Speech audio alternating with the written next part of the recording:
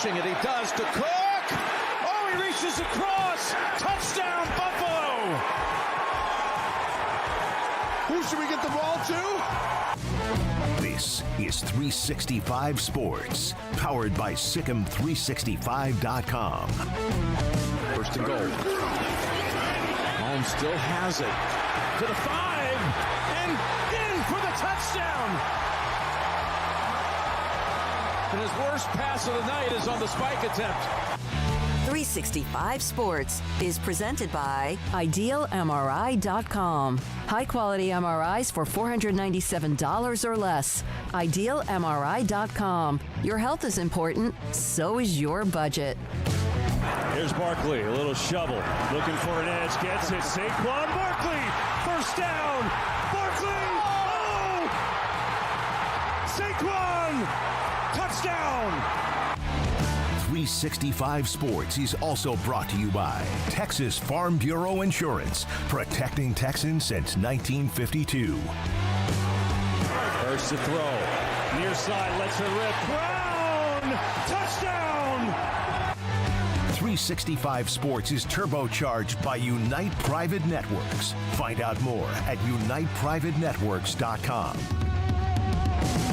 Design run, Hurts, delay, Hurts, in, touchdown, Eagles! Now here's David Smoak, Paul Catalina, and Craig Smoak. Actually, just Paul Catalina and Craig Smoak. Today we are 48 hours away from heading to New Orleans for Super Bowl 59. Craig's favorite time of the year because it's the week he gets rid of us. Yeah, I will not be there. It's just not my thing. Hasn't been my thing for a while. With all due respect, I know you guys will have a lot of fun. I do love New Orleans. I do. I would love to go. If it was just a week in New Orleans, I'd be like, yeah, I'm all over that. But the being in the convention center and all the interviews and stuff, it wears on me. And so, yeah, I am out, but I'm here today, and we got a lot to talk about. But y'all guys are going to have plenty up your sleeves next week with all of the people rolling through Radio Row and all the interviews and just all of the talk about the game and everything. So, actually, I think it'll be great because there will be a lot more to talk about. Even though we got through this week mighty fine, but, like, you could kind of feel the slow start to creep in. This is a terrible tweener week. Yeah, it's a tweener week, and so you could kind of feel with, like, no games to preview, and it's too early to get, like, too in-depth on the Super Bowl because, I mean, what are you going to talk about the next Wednesday, Thursday? But, yeah, one final show here for this week, and then you guys will be in New Orleans for next week, and it'll be great, I'm sure. Yeah, today on the show, Grayson Grunhafer will talk about the recent boon in the Central Texas pipeline for Baylor football. We'll also have Jamarian Vincent, one of those new commits that'll be towards the end of the 4 o'clock hour. Jamarian Vincent. Jamarian Vincent. We have John McClain. We've got Josh Neighbors. And at 4:10, we'll talk Kansas versus Baylor with Matt Tate. And the two Kansas crazies have already been in here today, Craig. So if anybody catches the Jayhawk fever, that's why. But, yeah, they were my brother-in-law Rami is here for our annual Kansas game trip. Last year he didn't come here.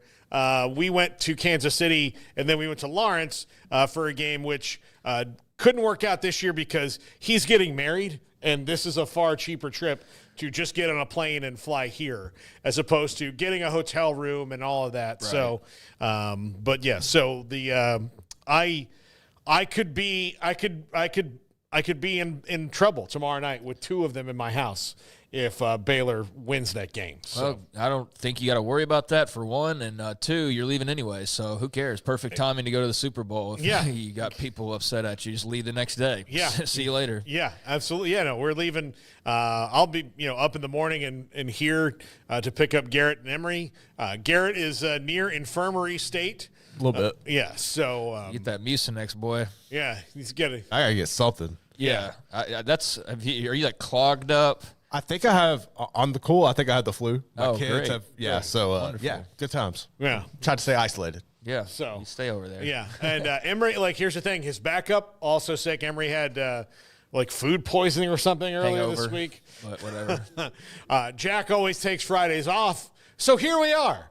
right here today, and just moving through it. And so, Craig, one of the things we didn't get to yesterday in kind of the flurry of Ross Dellinger's reporting and all this reporting is the House settlement. The last day to opt in is today. Faith Lynch was my co-host on the Triple Option yesterday, and she signed her paperwork to get her check. And for volleyball players, it's not a lot of money. She also she only had like 2 semesters of NIL not being available to her. So it's based on, how long you didn't have NIL available to you. I can't imagine the amount of actuarial tables that have gone into this. But today's the deadline. A bulk of the objections will be filed to the House settlement are from Olympic sport athletes over thousands of roster cuts. Will it sway the judge because they want to pay a bunch of football players? We're the ones who are getting screwed. Yeah, that's also the ones that generate all the revenue that you'd be sharing. I don't want anything.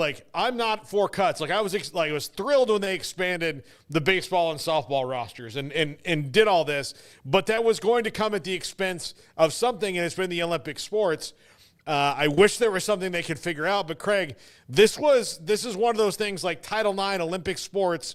What is going to happen to them in the long run, and where do they get moved to, and how does that work? Because this is really all about football and basketball. Yeah, I mean, I don't know, man. I don't know what this all leads to. I know there's a lot of worry about what it leads to and what all collateral damage there might be. I'm not smart enough to know the legalities of it all. I see a headline one day that says House is predicted to go through, and then there's this person or that person or this lawyer representing these group of athletes, and they're objecting, and I don't quite know what it all means, to be perfectly honest with you. What's derailing it or not derailing it, or what matters in terms of a headline, what doesn't in regards to House. I just know we've been waiting for it to get, confirmed, basically. It's for waiting for it to become official, and one of the, if not the biggest fears, is certainly what happens to all of the non-football, men's basketball type sports. I think women's basketball, you feel like you're in the best place you've ever been. You're going to be fine. But there are all of the rest that are partial scholarship sports and things of that nature that, are rolling into uncharted territory. And nobody can say, well, this is what it'll be like, because nobody's ever experienced it before. So even the quote-unquote experts don't even quite understand all the ramifications just yet. And I know there was a Ross Dellinger article that I haven't got around to reading just yet that was, I think, kind of addressing this similar type of thing. I think maybe he had talked to an athlete in this situation, so I need to read that and kind of see what some of that was, what the gist was. But yeah, I guess we're going to find out something one way or the other pretty soon, and then we'll know. We'll see firsthand what those ramifications are going to be. But it certainly feels like there's a lot of concern going around right now about what those might be. Yeah, I mean, this is watching everything that goes on in NCAA governance, and then especially the first couple weeks of over the last couple weeks where you see how things change and our actual governance in the United States. We are not at the best time for making reasonable decisions on things, and everything feels rushed and rash. And I know the House settlement's not, this is years of work doing this, but even still, there's just so many unanswered questions that we'll have of what happens on the back end. And really, the athletes, we're talking about Olympic athletes here. They're talking about the future. Some of them are already gone. They're like, yeah, well, I'll opt in, send me my check. I don't care. I've moved on with my life. And then what does it mean for budgets and all that? But also, we saw this week with Penn State spending $3 million on a defensive coordinator that some of these big schools crying poverty over what's going to happen with the House settlement is totally bogus. Yeah, I mean, it absolutely is. I don't trust a lot of what universities have to say when it comes to money, especially not having enough. I just don't believe it most of the time. Now, if you're you're like Sonoma City, Southwestern Community College, yeah, you don't have money. But if you're if you're most of these schools, I think you're going to be A-okay. It's just a harsh reality. I think the thing that bothers me most about the schools is when you tell them, like, you're still going to have tons of money. It's just you might not be able to do every little thing you've always been able to do. And then the scoffing at that of like, well, we're not going to know how to function without all of the money that we've been getting. And, yeah, man, I think – part of what I was able to read on Ross's piece was, it was talking about the elimination of hundreds, if not thousands, of scholarships across the Olympic sports. It talked a little bit about, in the passage I read, some of the lawsuits that were planning or were expected to be filed like today from athletes, and basically Jeffrey Kessler, who organized all this, saying that he didn't think those will even matter. Like it's not going to matter. They won't stop this or prevent this. And he maintains that it's the best idea for this class of athletes and universities and whatnot. And I mean, trust him for as far as you can throw him, I guess. That's kind of how I deal with people. But yeah, man, I mean, I think there's definitely attrition that we're already seeing. The walk-on situation is going to be very interesting. There's a lot of concern, and rightfully so. If you're not, Julio Jones, and I don't know, I read a piece on him last night. He's been out of the league for like 3 or 4 years, but I stumbled across him. I was like, how did his career end again? And I just started reading. So his name's fresh in my mind, which is why I bring him up. But I'm just trying to think of like a 5-star stellar athlete. Yeah. Like Marvin Harrison Jr. or anybody along those. Like, those guys will be fine, obviously. They play football and everything. But yeah, everybody else, I don't know what that looks like. I know a lot of opportunities are going to be lost, it appears. And, to what extent that's damaging to college athletics and to individual sports, I don't know. I do worry about the Olympic component, though. Like, there's so much stuff that we just are like, who cares now, that I think is actually still really important. And I think our Olympic performances are very important, and how we, really rally around that. And it's not like it's an every year thing, but every 4 years, I do feel like for once we can all kind of come together on something. And the fact that we are the best in the world at a lot of stuff, like, that means something. And I do worry about the effect on Olympic sports, not having the ability to compete at the same level collegiately as they once had. And I do wonder if not this next Olympic Games, but like the one after that and the one after that, I am very curious to see if there's like all of a sudden a little boop of performance and medals because of the way that college is changing. Now, I don't know. We might have like an Olympic swimmer that could text me right now and say, that's silly, nothing will change, but I don't know. That's one of those things that I wonder about, because this is very much uncharted territory. Yeah. What I think will initially happen is, like, the rosters will get pared. Like you said, they worry about the rosters getting pared down. For you to get those opportunities, like, you've got to be the top 1% of the top 1%. You've got to be Ryan Lochte, right? You're going to have to be to guarantee anything. To guarantee anything, you're going to have to be that good. I do think, though, like on the flip side, like it is great that there's a lot of athletes that are getting money that, is owed to them or is deserved because of their place. But, especially that back pay part, I do think that was a good thing for the athletes, for a lot of athletes, for thousands of people, even if it didn't range and amount to like millions of dollars. It did in total, but even if it didn't make anybody necessarily extremely rich, like you just get like a $30,000 check or whatever it is out of nowhere, like I bet that changed some lives, and you could have used that when you were in college trying to, buy meals or whatever. So that there was some level of restitution for about a decade plus worth of athletes, I think is great. But yeah, beyond that, now like that's looking back, but like looking forward, I don't know what to expect with all of this. Yeah, absolutely not. But people want money, and based on the reading I've done, the athletes are pretty much locked into this because they see guaranteed money. The schools are obviously locked into this. This is a good option for them versus what it was like previously. And so there will be detractors, but I do think there's enough people that are on board for this that, yeah, it seems like it's just plowing ahead. All right, next up, this is interesting. Craig, we've talked a lot recently about the importance of general manager positions and running front offices. Colorado State is bringing on former Pittsburgh Steelers GM Kevin Colbert as a consultant, part of the school's push to stay at the forefront for the new era of college football. Colbert will help Coach Jay Norvell and the school's player personnel department set up systems for building a football front office. And he will do this as a part hold on. There's another tweet that I, is superfluous to the graphic part of this that I need to read. But, okay, here it is. He worked for the Steelers for 22 years, 2000 to 2022, played a big hand in a pair of Super Bowl wins, and oversaw the team's draft his entire tenure. And he's going to be doing it for a company that is run by Oliver Luck, or a part of it. So one of these football, like, equity kind of firms, sports equity firms are going to be doing this. So Colorado State, I think this is innovative from Jay Norvell of, okay, how do we run this? Look, you see Bill Belichick brought in Michael Lombardi.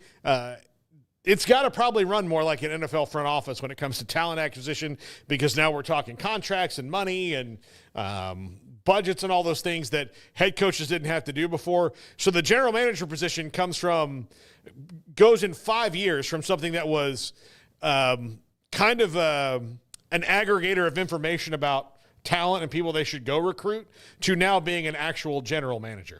Yeah, let me get the pessimistic part of my opinion out first. Yeah. It's unfortunate that 21-year-old or 19-year-old pole vaulters and swimmers and track athletes won't have spots maybe on college rosters, but pushing 70 former NFL execs got spots in college athletics now, baby. Thank God. I mean, that's the pessimistic side of me that comes out immediately when I see that, based on what we were just talking about. But my real, like, full opinion is, like, that's cool. Yeah, I mean, we're seeing this pop up at a lot of places, so it's cool if maybe that's a job that you didn't know existed that now you can shoot for, although I don't know what kind of background, like if you have to be an NFL exec or a former head coach or whatever, former star quarterback like Andrew Luck to be able to land these jobs. But it's created a whole new cottage industry, right? All of the wrangling and laws and rules and things regarding NIL and maintaining football rosters in particular. We've seen a whole new profession basically spring up, actually multiple professions. The GM's still getting off the tarmac here, and you're seeing more and more schools start to add this position. So, I mean, I don't think that's a bad move by Colorado State to add a guy who's got that amount of experience and wisdom and all of those things. So it seems like a good move. And I think probably we fast forward 5 years, pretty much every school will have a guy like this or multiple guys like this. But yeah, it is kind of weird. Like the average age of college is like starting to rise pretty extremely based on what we've been talking about potentially. But that's that GM spot is going to be highly coveted, and I imagine we're going to see a lot of big names stick around the game or come back to the game or what have you to be a part of that type of a role. Yeah. I don't know. I think that you'll see, and again, you'll if I'm the fourth level of a general manager spot for the Saints, can I go get like a college GM spot and then build my way back up? Yeah. I mean, like that's. I don't think that there's anybody standing in the way of that. But I think that might be a path. For some people, where you are a washed-up former NFL quarterback. Mm-hmm. You have nothing to do, but you've got money in the bank. Hey, Sanford, you want a GM for your football program? Sure, Andrew Luck. We'd love that. And I read the article on him. He's the one that proposed the idea, and they were like, that's brilliant. We could use that. And so I think, you're going to see that spread, and I think Kevin Colbert's about to make money at a bunch of schools. So I think there's a lot of, like I said, former coaches, former players that are going to be hanging around college a little bit longer because of the expansion of roles like this one in particular, where you're seeing that start to dot all over the country and become not only more common, but become pretty lucrative based on some of what we've seen as well. I mean, that can kind of lead into, there's still no update on James Blanchard. I mean, It's been 3 days now, I think, since we first talked about that story when it popped out from Matt Zenitz and whoever else it popped out from, Texas Tech's James Blanchard, and the overtures and the pursuit by Notre Dame to land him. And, I mean, shoot, guys, based on the way it was sort of angled like 2 days ago, I mean, you felt like he should be in South Bend by now, but he's not based on everything that we know. Maybe he is, like, physically there right now. I don't know. But I haven't seen any update on that other than clearly Tech's probably trying to do everything that they can to keep him. He's reportedly was making mid-six figures. I would imagine Notre Dame's going to obviously raise that up, and then Texas Tech will have to say what they have to say, and we'll see how high and close to 7 figures he ultimately lands, whether it's staying where he is or finally moving off to Notre Dame as a few people anticipated. But there's an example for you. I mean, that was not a position really that existed 5 years ago. It certainly wasn't in existence when he was posting on message boards. No. And just a guy's brother, basically. And so, now you fast forward 10 years and he's this prominent name in a GM search. So, that just reinforces kind of what we're talking about here, that it's becoming more widespread and more lucrative, and you're going to see a lot of unknowns, maybe like a James Blanchard, but you're going to see some guys like Kevin Colbert or Andrew Luck that are now a part of it. So, it's going to be interesting, and those are types of guys that I think we'll be talking about a lot more of moving forward, which I am hesitant. You know me, I don't want to bring in too many extracurricular people. I don't want to know lawyer names. I don't want to talk about the boosters. Like, I don't want to make them more prominent than they already are, you know? The fact that I know who Drew Rosenhaus is enough for me in the NFL. Yeah, exactly. Like, you spill that on down into college. And you don't really enjoy talking about him, though. No. Like, you don't like, hey, let's talk about Drew Rosen. And you're like, no, you have to mention him because he's part of the article of the guy you do want to talk about, involved in the story that you are interested in, but you don't care about his role in it. You don't care about Scott Boras. You just know that he's a figure in between typically what you want for your team. And so, like, if that's the case to a limited extent, fine, but I just don't want it to be like household names for some of these, in some cases, leeches, and in some cases, prominent figures that need to be there. I think the GM is going to be more of the latter, where it's more of the prominent, like, position that's the official part of getting some big stuff done. So, we're going to be talking a lot more about those guys. But I have less of an issue with that because they're integrated into the program and are talking with the head coach and are a part of it in ways where they're not like just out there buzzing around trying to find the next lawsuit to go chase, Absolutely. So I just talked to a friend of mine of ours who covers Notre Dame. Just got a text. Text trying to keep him, so it's still being worked out. Yeah. And look, he's in it, like, there's no better position to be in, and at least for like about a week when two different business entities want you. Yeah. Like, there's nothing better than that. Now, eventually it kind of goes away. You have to make your decision. But people are fighting over James Blanchard. It's got to feel pretty good for him. So I think it should. I mean, I view it differently probably than Texas Tech fans do or Notre Dame fans. I mean, Notre Dame fans have had this guy thrown out there like chum, and now they feel like it's feeding time to go get a quote-unquote big name or whatever and add to the program. And you know how that feeling is, whether you go take a coach from somebody or you take a recruit from somebody, you land somebody that's going to make your program better, you get excited about that. So I think there was a lot of buzz about him from Notre Dame side and people learning who he was. And then there's a lot of Texas Tech fans who are like, oh, no. I don't think that was 100% unanimous because nothing really is, but there was a good portion of people who feel like he's a big part of what Joey McGuire does, and he is. So they don't want to lose him. I feel like it's not the end of the world if he leaves. I mean, he's helped land some good talent. I know Joey obviously trusts his eye, and Matt Rule did previous to that, but I don't think he's irreplaceable. I think Brian Nance could slide in there and probably be just fine.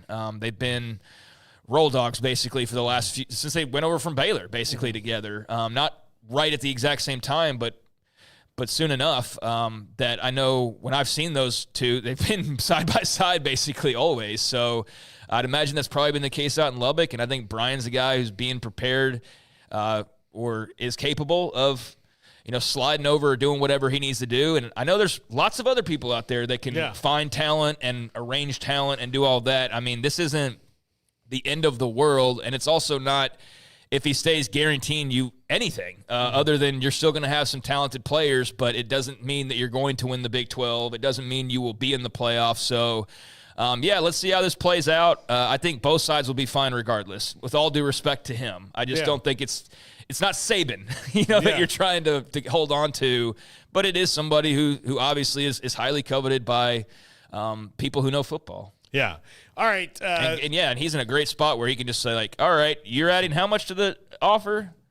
They just offered this. What do you want to do now? And, like, that's got to be a fun game to play. And he's probably not on that side. His agent's handling that, but he's just sit back and, I guess, keep working until he finds out officially what he wants to do. But I am intrigued by that because I want to know how Joey would potentially replace him, and then if he doesn't go, like who's like the next guy in that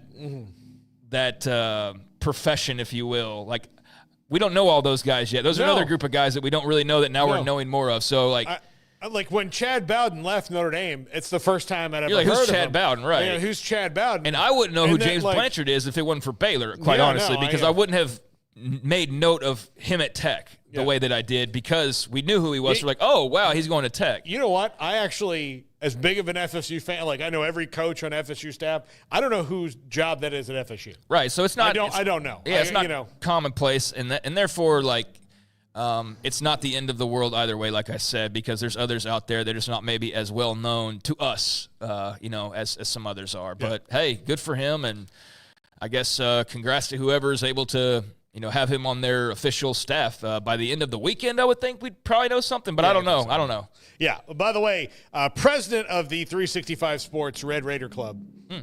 I mean, he's the 360. I don't know what else other Red Raider clubs he holds positions on, but as far as our Red Raider Club, the 365 Sports Red Raider Club, Kim Coulter, Blanchard's making $750 a year, $750K, not $750, on a 3-year contract. Doesn't think he leaves. They have the money to match, no problem. And if he leaves, he leaves. I mean, again, exactly. Kim, like, you're paying him a lot of money. It's not a money thing. It's not an opportunity thing. And he's obviously got the relationship with Joey that goes back. So if he were to leave, it's not an indictment on Texas Tech. It's Notre Dame, or it's just it's you know what? I don't want to live in the same place for more than 5 years. I want to go around the country while I can and live here. And after 5 or 6 years in South Bend, I'm going to want to go to wherever. Look, and I mean, everybody's different. So there's the Larry Brown, Bill Parcells types that they like to go somewhere. They like to build something. Right. And then they're just ready for something else. They want to do it again. They don't want to build and maintain. They want to build. They like building. And so I don't know what he is. I won't pretend to know, but either way, Tech will be fine. Notre Dame will be fine, and he'll be rich. So everybody, I think, will be okay at the end. Yeah. Fart Smella, which is a great name, says, who cares about South Bend? So fair enough. I've never been there, so I couldn't tell you. Same. Yeah. I'd like to go. Anyway, I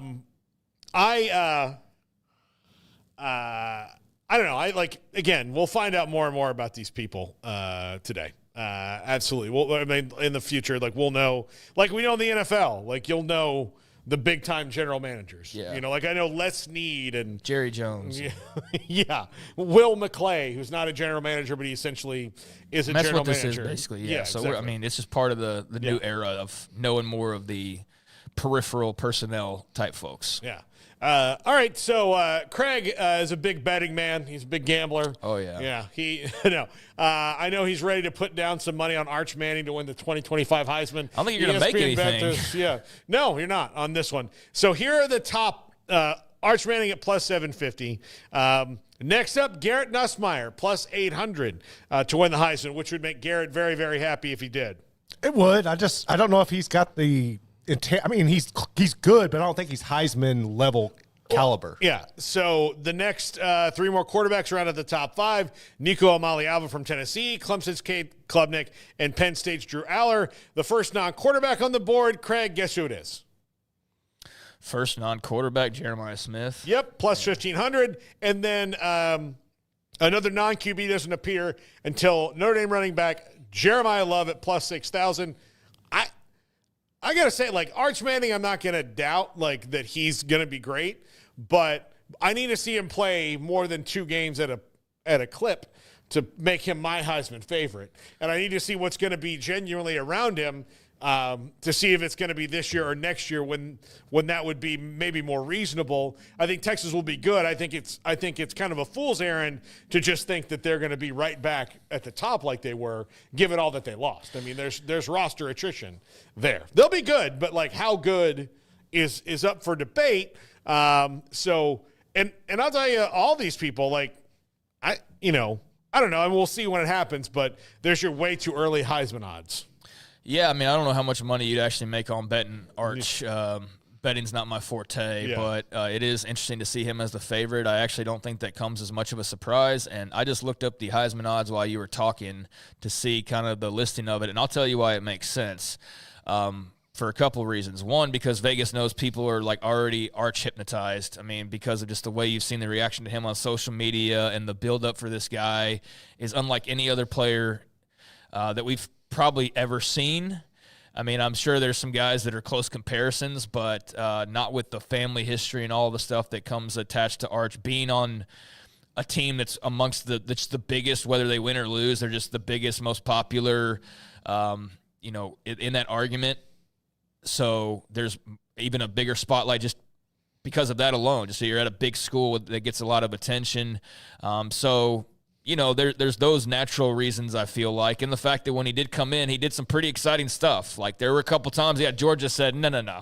You're not gonna come dunk on us and your little appearance at the goal line. Like that didn't happen every way perfectly, but he made a bunch of big plays for the little amount that he played. And they were like highlight plays. You're like, what the hell? Like this 60-yard run or whatever, right? So he did enough exciting that I think you add that to the name and the school and the build-up and the fact that he's a starter, and that all makes sense. But the reason why it makes the most sense is because who the hell else would it be besides, like, let's say Jeremiah Smith? Mm-hmm. Because Garrett Musmeyer is not a sure thing. You know who else is on this list? Cade Klubnik. Mm-hmm. You think he should be? I mean, he had a good year this past year. I love to see that for him. But I don't think, like, early preseason bettors are like, put it all on Klubnik. No, I think Arch is much more attractive for drawing people in. Let's see who else is on here. You said Nico Iamaleava. Yeah. I mean, he's okay to good, but he's not done anything to think that he's like the front runner for the Heisman. Drew Aller, no. Lenore Sellers, super exciting player, but not there to where he's the Heisman favorite just yet. Julian Sayin, we haven't seen anything. Carson Beck, I mean, we'll see. So, point being, DJ Lagway, now he's a guy I could see like getting in that conversation that's sort of off the board, but point being, is there anybody on that list outside of Jeremiah Smith that you'd be like, that's a bigger name and a bigger star than Arch Manning is? No.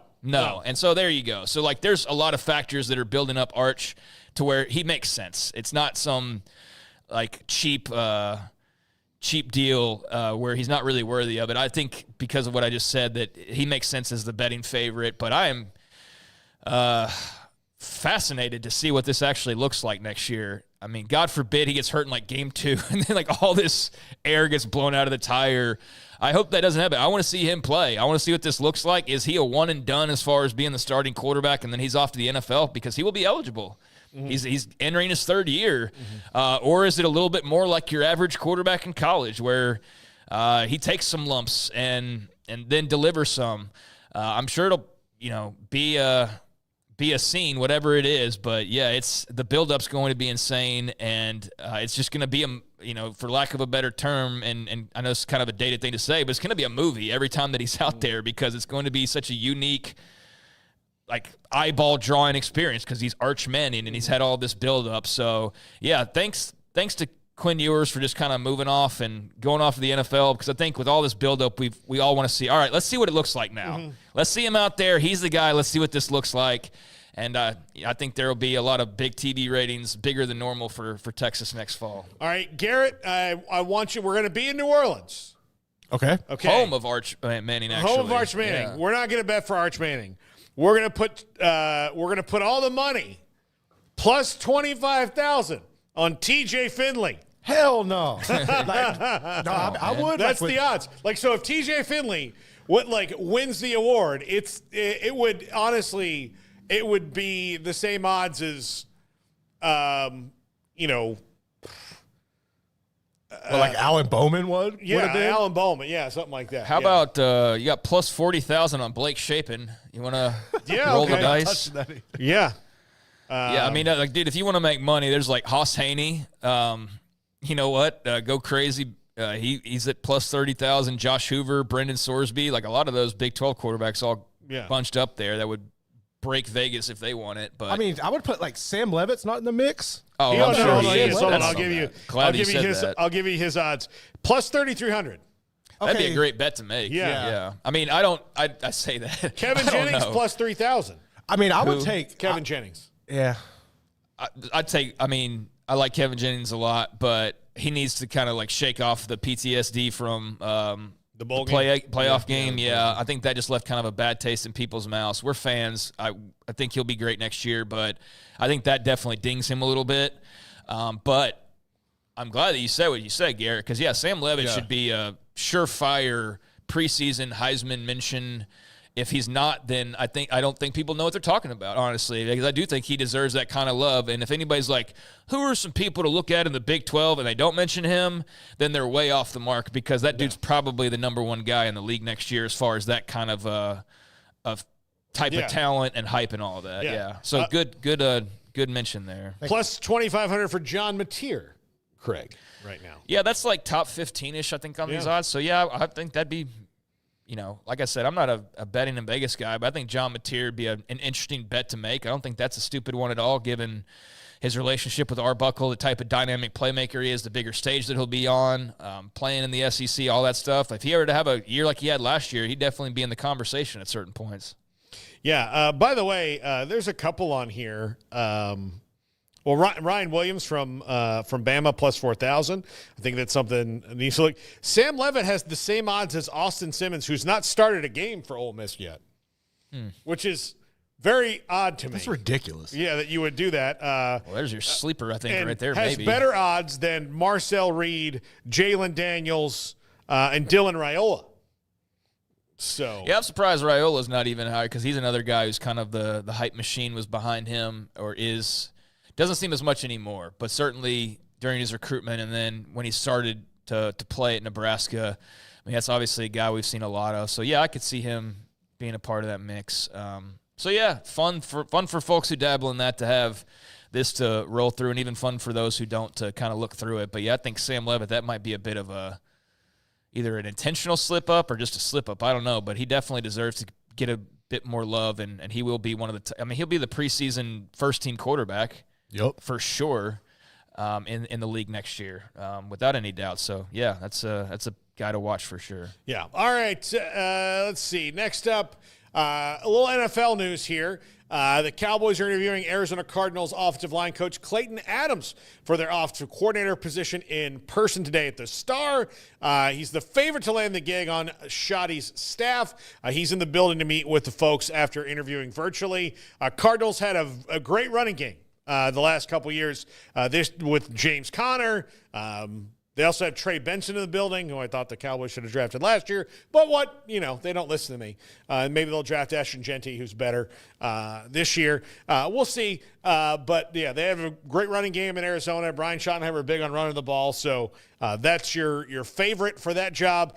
And from the newest one to the old Cowboys offensive coordinator, Kellen Moore will interview with the Saints after the Super Bowl, indicating he's the favorite the first time they're going to speak, and Moore could just stick around since the game's in New Orleans. There, according to Ian Rappaport, who breaks all this news in the NFL. I wonder if it's not him who it would be, because they're a little bit unstable at quarterback with what is Derek Carr's long-term future. A little bit unstable. I don't want to say a lot of it. He could, Kellen Moore could rejuvenate his career, but if I'm taking that job, I want to know, hey, what's our quickest out here on an older quarterback who's been injured quite a bit and has been. If you watch Derek Carr games, they're either the most unbelievably wonderful thing you've ever seen or the most unbelievably terrible thing you've ever seen. There's no in between. Yeah, he's not a great quarterback. I mean, we can agree on that part of it. Yeah. He's not great. He has some good moments and some bad and ugly moments, and that's about where the ceiling is. But I think in terms of the Cowboys move, I'll defer to you on feelings about that. Again, I don't know. You're kind of, Well, I'll tell you what, my brother-in-law is a big Cowboys fan, and it's interesting. I don't know if I really ever brought this up on the show or not, but before the season even started, I think, or early on in the season, I asked him, how about them Cowboys or whatever the hell I asked him. I don't talk like, how about them Cowboys? But he was he basically told me that he was as disinterested at the beginning of a season as last season got underway as any season in several years. Now, I think there's extracurricular reasons for that, like family, taking precedent, just stuff going on in life that's more important. So it's not just like Cowboys, but I also think it's just like fatigue and just lack of belief in the direction and things like that. I haven't checked in with him. I need to, or I'm sure I'll run into him soon to get his feelings on the new staff. But he was already kind of disenchanted to begin with, and then the season went the way that it did. So I feel like you're now in that place as well where I don't know if apathy is the right word, or maybe it's getting close to that. I can't really be apathetic about it because of my job. Oh, but right. But as a fan, it's just, I mean, it's like walking into the same table all the time and not remembering that it's there. Yeah. Like you walk in the door, you bump the table, and you're like, eventually I'm going to remember that this is here. I'm not going to keep hitting my shin on this thing. And then, sure enough, tomorrow night, bam, bam, bam. I mean, that's what it feels like. It's constantly banging your shin on the table. And I'm going in the same room. I mean, so that it's just, I don't know. I'm to the point now where, I mean, we know there's a through line of a problem, and the problem is also like when you have the same problem and then you have a situation where different excuses can be created, whether it's injuries or, unforeseen circumstances or that, then it gives the people in charge of those things a bailout. The Joneses always have a very convenient bailout, but I think the jig is up for them. So you'd have ownership at the top of the list of your grievances. Yeah. Sorry, can't relate. No, yeah, I can for 20 years, but not this year. So yeah, you'll get to experience that at some point in time. Okay. But imagine I gotta, man. It was a long time before we could talk good about the Commanders, man. Yeah. How in the hell is Magic Johnson a Washington fan? I mean, probably maybe he wasn't, but he is now. But I knew he was a Dodgers fan. I mean, because he's synonymous with the city of Los Angeles. But everything. I knew that something good was happening when Magic Johnson was in that bid, because everything that guy touches turns to gold. Literally everything. I want to make a joke here, but I don't know if I can.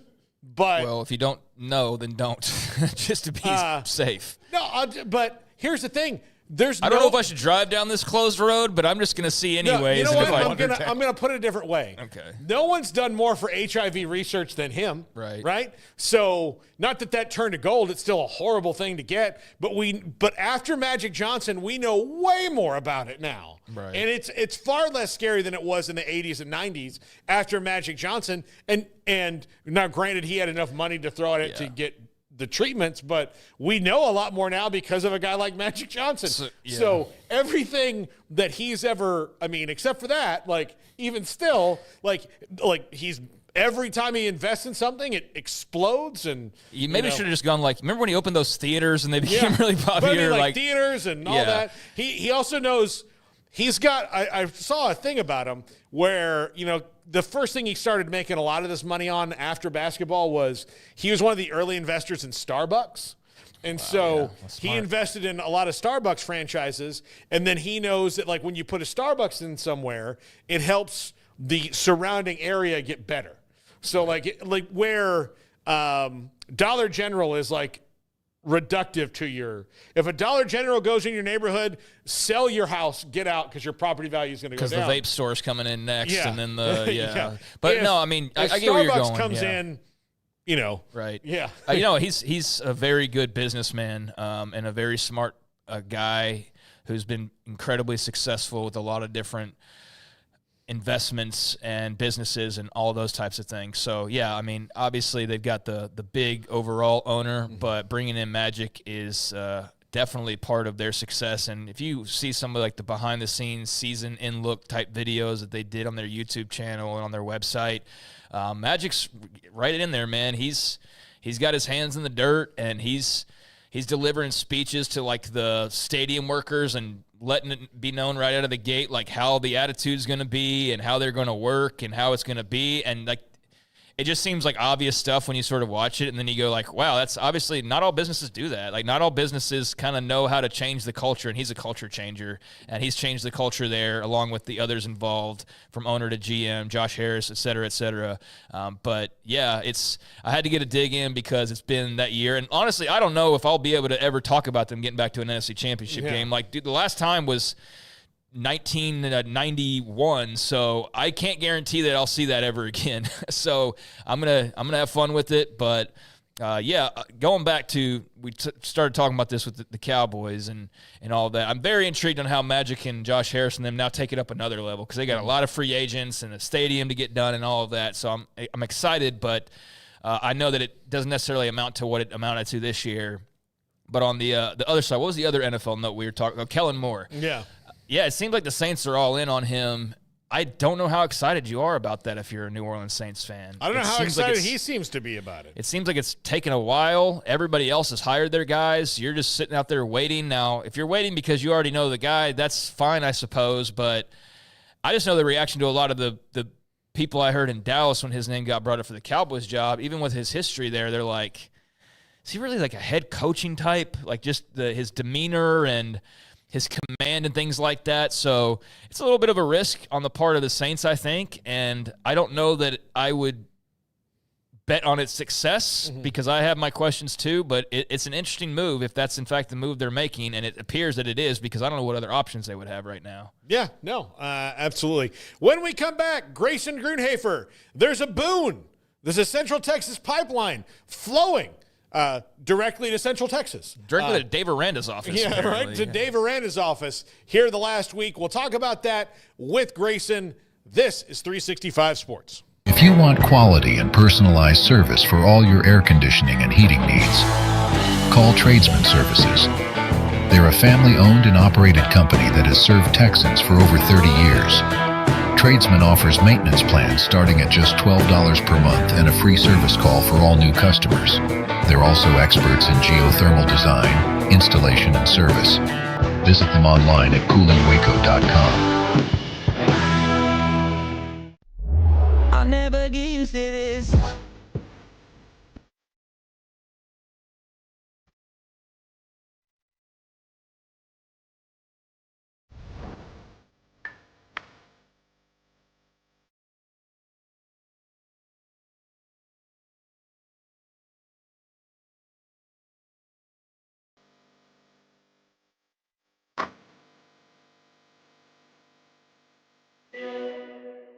It's the Start Something New sales event at Allen Samuels in Waco. Get the new 2025 Jeep Compass for just $25,995, or the 2025 Dodge Hornet GT for only $28,995. Save 20% on the 2024 Jeep Gladiators for 2.9% for 72 months. And the Jeep Wagoneer Series 2 gets $11,000 in discounts plus 3.9% for 72 months. Only at Allen Samuels in Waco. Come by. Let's be friends. What's up? We outside. Having fun doing what I want, cause you know the sun beating down kinda like a drum. Look how I do it. Look how I do it. Another beautiful day out there, folks, so get out there, but don't forget your sunscreen, UV index. I just wanna have a good time. It's all on me. Pleasure's mine. The weatherman said it's the right time, so we gon' get it jumping till the night time. We gon' get it. We gon' get it. We gon' get it. We gon' get it. We outside. Yeah, I might just take a dive with it, feel alive with it, ride with it, cause I'm fly with it. Loud with the trouble, loud with the bass. No clouds in the way, smile on my face. Look how I do it. Look at me, look at me, look at me splash. Look at me, look at me, look at me splash. Look at me, look at me, look at me splash. Look at me, look at me splash. You might ask yourself what functional mushrooms are good for. Whether it's lion's mane, cordyceps, turkey tail, shiitake, reishi, they all serve a purpose. You have ones for neurological health, ones for sleeping and gut health, and all these different areas. They pack a powerful punch. Functional mushrooms are, of the millions of mushrooms and fungi out there, the ones that we can actually ingest and benefit from as humans. Like all adaptogens, they kind of adapt to what you need at the time that you need them.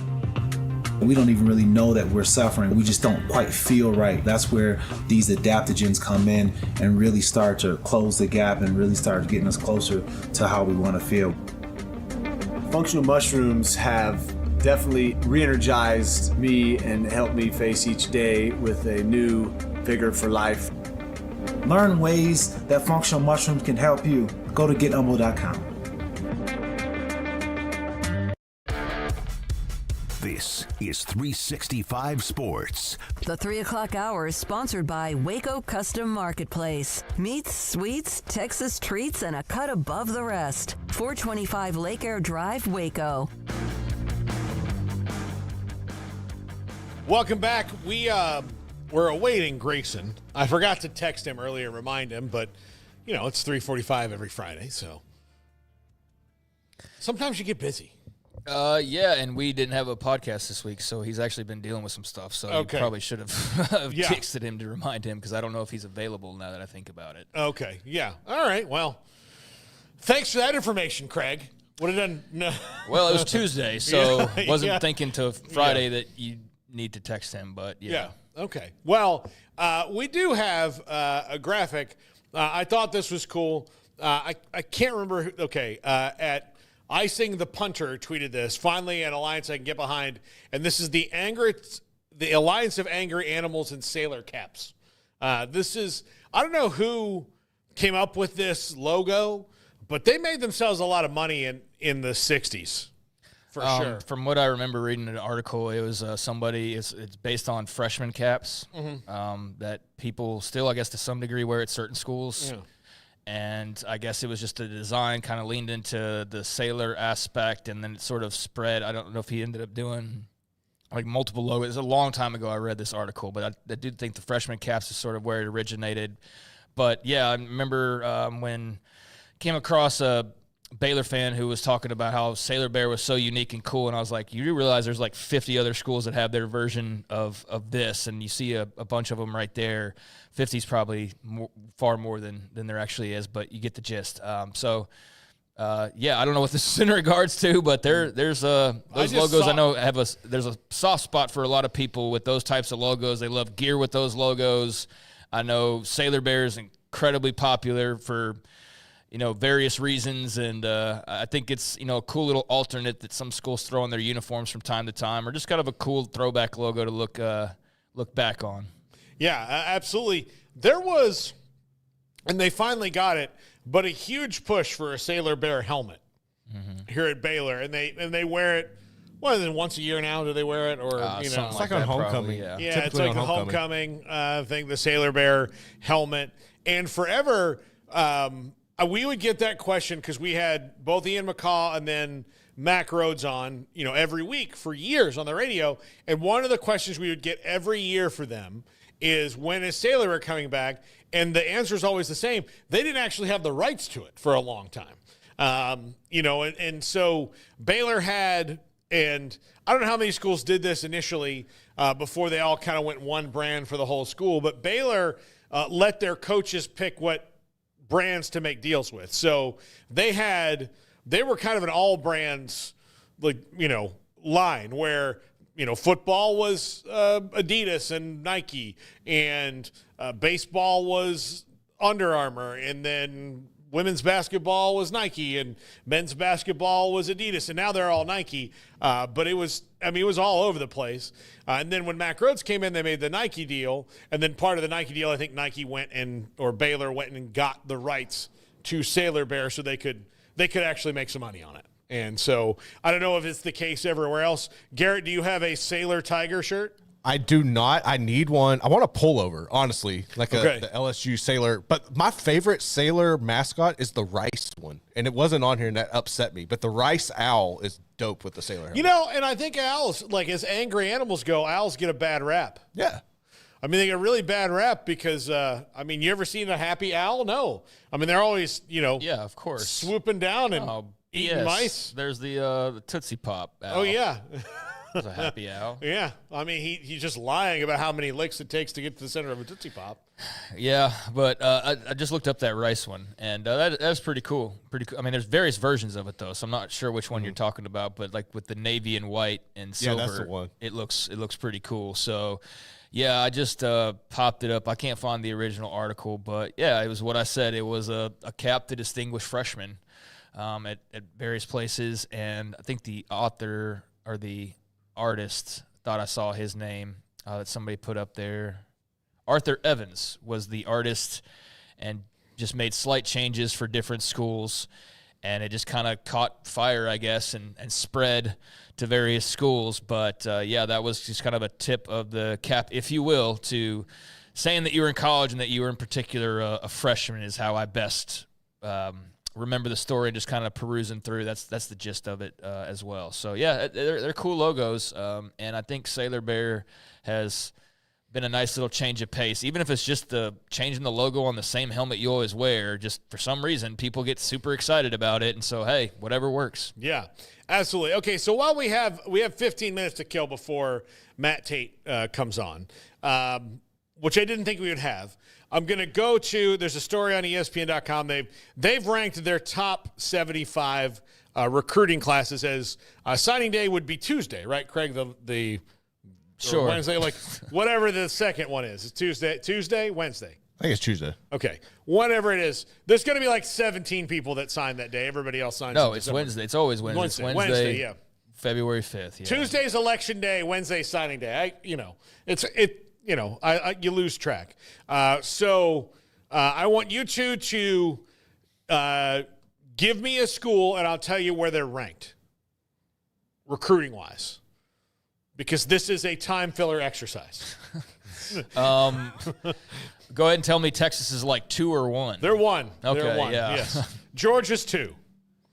Garrett, would you like to know where LSU is? I would say they are probably 4. 7. Okay. Yeah. Number 4 is Bama. All right. Somebody throw out a school. Texas Tech. Texas Tech. Okay, hold on. You're going to have to, do you want me to sing like some elevator music while I scroll? Okay. Damn, that bad, huh? That's why they went after the portal so much. Yeah, I guess that's why you hit the portal heavy. So, you're still scrolling. Yeah. Oh, okay. Grayson says he can go now. Thank goodness gracious. I'm gonna call him, and then we'll just go right to. So no answer on Tech. Terrible recruiting class, I suppose. No answer on Tech. Hold on. 36. 30. Clemson is 37, by the way. Baylor is 38. Clemson's not been that low in a while. I'm still going. Buddy, I just started searching. You better not get beat by me. 51. Okay. They are 51. Well, we can all breathe now that we know where Texas Tech's recruiting class finished at 51. Yeah, I mean, honestly, if you had not mentioned National Signing Day, I wouldn't even have thought about it. Yeah, I didn't either until I saw this article. So, I mean, I'm sure in some places it's different. There's recruits that you are actually looking to sign on Wednesday. There's not around here that I'm aware of, although Grayson can fill us in if there is. But, yeah, I've had no reason to think about it.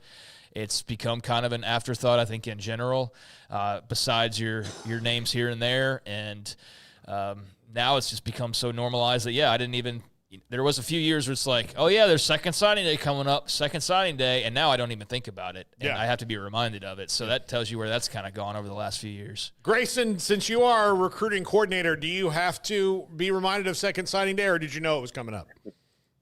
No, I definitely remembered that it was coming up for sure. But I would say, to Craig's point, I mean, it just has become so watered down. I mean, it's just nowhere near what it used to be. I mean, back in the day, that day used to be, insane. You'd have all the signing day shows. Everyone would be signing kind of in the morning or, throughout that day. You're waiting on guys to make decisions. And nowadays, that happens in December. And even then, it's not quite to the level I don't think that it used to be, which is unfortunate. But I would also say I think it's much better for the calendar and for programs to kind of get these guys locked in before this February date. It kind of makes more sense with the schedule, especially in terms of enrollment. All right, Grayson, what's the biggest contributing factor to Baylor reestablishing the pipeline from their own city this last couple days?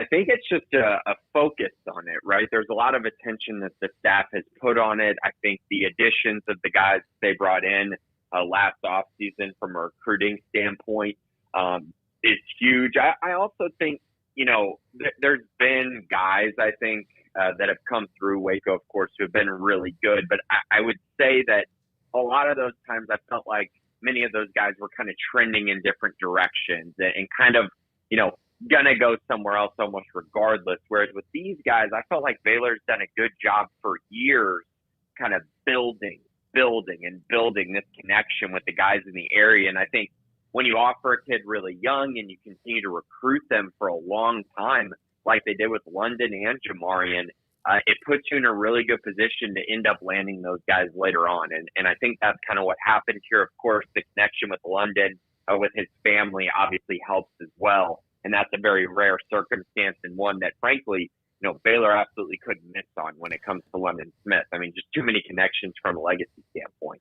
So let's break down these two commits, Grayson, and I won't have you do both answers back to back. So let's start off with London Smith, big-time wide receiver out of University High School here in Waco, a 4-star rated player, a top 200 player, a guy who's got offers from literally, I think I'm as close to being able to say literally and be accurate about that, like literally everybody. I mean, a who's who, Bama, Oregon, everybody. Your thoughts on London Smith, why this matters, why, besides the family connection, this all came together when it did, and obviously your thoughts on him as a player. So first of all, the reason why it matters. I mean, guys, we know how many problems Baylor has had when it comes to landing legacy guys, and they just have not been able to really capitalize on that consistently. So that's kind of that first area that you talk about with London. And then, of course, the 254 connection as well. That's another big part of this, just Baylor kind of getting back to recruiting their area of Central Texas at an elite level. Not a good level, an elite level. And I think you're really seeing that with this kind of addition with London Smith. And I would say the same thing with Jamarian. But, the Baylor legacy part of things definitely is a huge deal here. Now, as far as the player goes, and this is a guy that Baylor targeted very early on and made a priority throughout his entire recruitment. I mean, he's you could say he's pretty much the guy at wide receiver for them, or at least he has been for the longest amount of time. And so I think that speaks to the level of trust that Dallas Baker has in him and kind of who he can be. And then, of course, this new system that Baylor has in with Jake Spavital on this offense, he fits really well. I think the biggest thing that London brings to the table is the versatility, right? He can play inside, he can play outside. He's got the speed to play either. Very good body control, catches the ball extremely well. I also think he's a really good route runner. I think there's a lot to his game that is very intriguing, and I think we've seen that, especially over the last, 2.5 years. Of course, he missed a lot of this season with an injury, so didn't get to really see him have that full breakout junior year. But he certainly had that as a sophomore. And so I think this is a guy, again, just the production's there. The offer list is insane. I mean, like you said, when you have Alabama, Georgia, and Oregon, you pretty much have offers from everybody. And so that's kind of where that is with him. An elite prospect, a guy who's rated extremely highly and deserves to be. And then, of course, with the legacy and 254 connection, it makes this pickup far more meaningful. So then the second domino to fall out of the Waco area was Jamarian Vincent from Connolly High School. And I know on one recruiting website, they thought he was Texas bound. And look, Connolly guys, basically there is a pipeline that's kind of developed there where those guys have been going to Texas as of late. But then I saw, I think it might have been Rivals or something. There was a prediction for Tech or whatever, but he commits to Baylor shortly after London Smith, and a guy who's as highly, if not more highly rated, with a very impressive offer list in his own right, not quite to the extent of London Smith's, but a lot of big offers for him as well. So Jamarian Vincent, why is he kind of changing the Connolly fortunes for the Bears? And same questions that obviously applied to London Smith. So another top 150 guy, a 4-star prospect by most national sites. I think he's clearly deserving of that with the offers that he has, with the film. Truly a really special athlete there at Connolly, and a guy that I just think is getting better and better, which is something that you really like to see out of a prospect. Now, for him, the most interesting part about this is he's obviously had a great relationship with the Baylor staff. He visited multiple times, came to Baylor games, but he kind of had to deal with a very sudden change because Kevin Curtis obviously moved on, and now Paul Gonzalez comes in from TCU. But the good thing about this is actually Paul Gonzalez had a great relationship with Jamarian already from his time at TCU. They had already gotten to know each other pretty well. So when that transition happened, it was very seamless for the two of them. And so really for Jamarian, I mean, he goes on his junior day visit, and he told me they didn't even really talk about, football or what, Paul Gonzalez has planned for him really at Baylor. That's going to come at a later visit. This was all about the relationship that they'd already established, the relationship that he had with the rest of the Baylor staff, the trust that he had in the staff, and the trust that, these guys are going to be able to get him where he wants to go ultimately. And obviously, I think there's just this building 2-5-4 connection that is growing and growing. And the importance and significance the Baylor staff has put on it is huge, but also when you see the results of landing a guy like Jamarian Vincent and London Smith in back-to-back days, it's really, really special. So, yeah, really good prospect. And I would also say, I think in this class, cornerback is definitely a big deal. So to get a cornerback of this quality locked in really early is very telling. And also, Paul Gonzalez, the last, 2 weeks, he's landed Calvin Simpson-Hunt, a former top 50 prospect in the country, a really, really good transfer prospect, and then he also landed Jamarian Vincent. So I think that speaks very highly about kind of who he is as a person and also who he is as a recruiter. Grayson, what do you think is next for Baylor on that front? And do you start seeing a 2026 recruiting class that right now I think they're ranked? I just read they're ranked like 38th this year. Do you see a top 25 class maybe in the offing? If things continue to trend this way, which in order for that to happen, Baylor's going to have to win football games again, continue winning. That's been kind of the reoccurring theme that I've heard for over a year now. Just they got to get back to winning football games. And if they do that, there's this feeling that they can recruit at a very high level. And we're seeing that, right? The momentum from last year has really allowed them to secure that 2025 class. That I think is really, really good. I think that's a very special class, even though I know the rankings won't tell you it's a top 25 class. I do think it's right there on the fringe when you truly look through the quality in that class. And then, looking at this class, I think they're off to an even better start. And when you're working with 8 wins for an off season instead of working with 3 wins, it obviously gives you an advantage there and allows you to land guys like London Smith and Jamarian Vincent early. Because you don't kind of have to pitch, just wait till the season starts. We're going to show you kind of who we are. You're already able to do that, right? Because these guys know kind of what the expectation is going into this year. They know the system that's built. They know the head coach is in a good place now. There's just a lot of these factors that I think have led to them being able to recruit at this high of a level for 2026. I do think they can be a top 25 class, but to be honest with you, the thing of it is you can't really ever tell what national rankers are going to do. So would it surprise me if, we turn around in 6 months and London Smith is, barely a 4-star guy and Jamarian Vincent drops below 4-star level because they committed to Baylor? No, that wouldn't surprise me. Now, would that be wrong? Of course it is.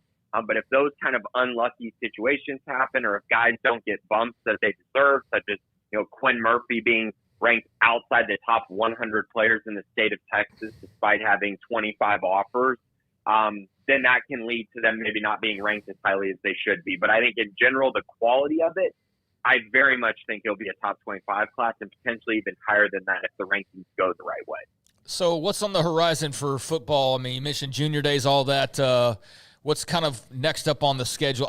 It kind of sucks, right? Because you sort of want to just dwell on these guys for a little bit, but it's just the nature of the beast. It's like, all right, what's next, right? So, unfortunately, what's next? Right. So right now, you're having the workouts, the football workouts and things along those lines right now during the spring. You'll have spring camp that comes up typically at the end of March and lasts for a month. So that's obviously something to keep an eye on. Usually the spring game is sometime at the end of April. So that's kind of the thing that's going on right now through the spring.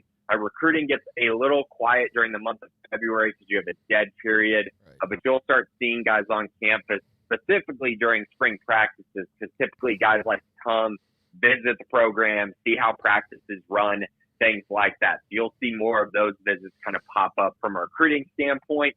But outside of that, yeah, that's kind of where they're at. They're going to have all these, the workouts. They're going to have, all these early enrollees are in now. The transfers are all in now.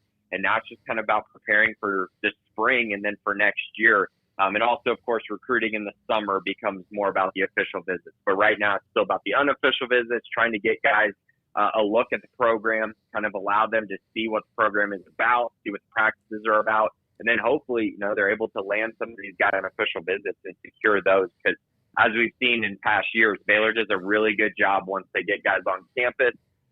They really do a good job of closing. So if they're able to get some of those highly rated guys on campus, they might have a good shot at, really building a very special class for 2026. Grayson, what's your level of faith in the basketball Bears as number 11 Kansas rolls in tomorrow afternoon? It's a tough situation to be in. I mean, they played pretty well against Utah for the most part, and then turned right around and lost the game to BYU, in which I didn't feel like they played very well outside of Rob Wright and VJ Edgecombe. I just think they're in a spot where they're just inconsistent, and even on both sides of the ball, Ken Palm will tell you they're a good offensive team, but they go through droughts where it feels really hard for them to score.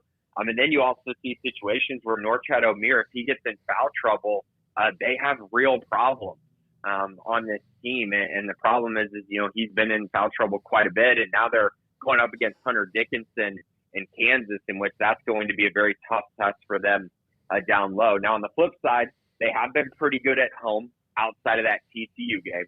So if they're able to kind of regroup, shoot the ball well, maybe they can push Kansas a little bit. A Kansas team that has shown some cracks, not as many cracks as Baylor, but they've definitely shown some cracks and really got pushed to the limit against UCF the other night. So I think Baylor could potentially, come out with a win. But I will say right now, all of their issues that will probably cost them in the NCAA tournament are showing right now. And obviously the other part about it is they still can't get healthy. So if they can get there, maybe we'll get to see this full Baylor Bears team at some point.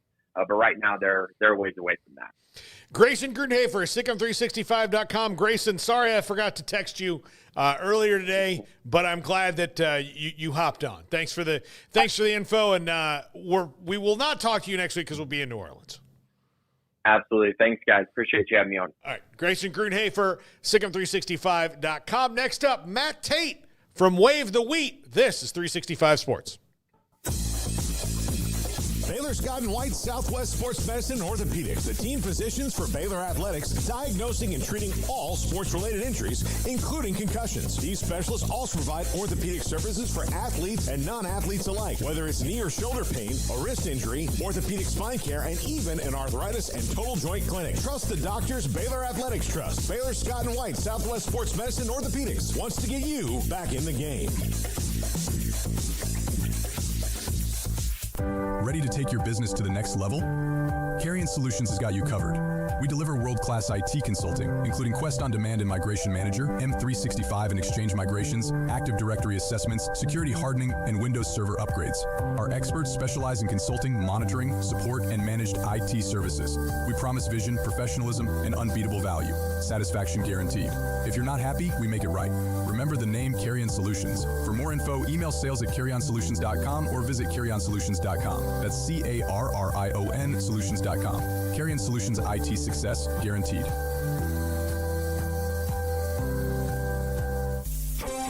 Developed by Startup Waco, a nonprofit organization, GXG is a program designed to support the entrepreneurial development of Baylor University student athletes through NIL activations. The program helps student athletes maximize their platforms and offers a comprehensive support system for them to create and grow new businesses that not only benefit themselves, but also uplift the local economy. Fans who wish to support student athletes can donate to GXG via the GXG NIL Fund. Fund. BaylorBears.com/GXG. Contributions to support NIL activations through GXG can be made at BaylorBears.com/GXG. For more information, follow @GXG_GreenXGold on social media and visit the official website www.gxg.startupwaco.com. GXG, empowering student-athlete entrepreneurship and uplifting the local economy through NIL activations. This is 365 Sports, powered by Sikkim365.com. The 4 o'clock hour is sponsored by Boozer's Jewelers, the wedding ring store, specializing in custom jewelry and repair, all in-house. Now here's David Smoak, Paul Catalina, and Craig Smoak.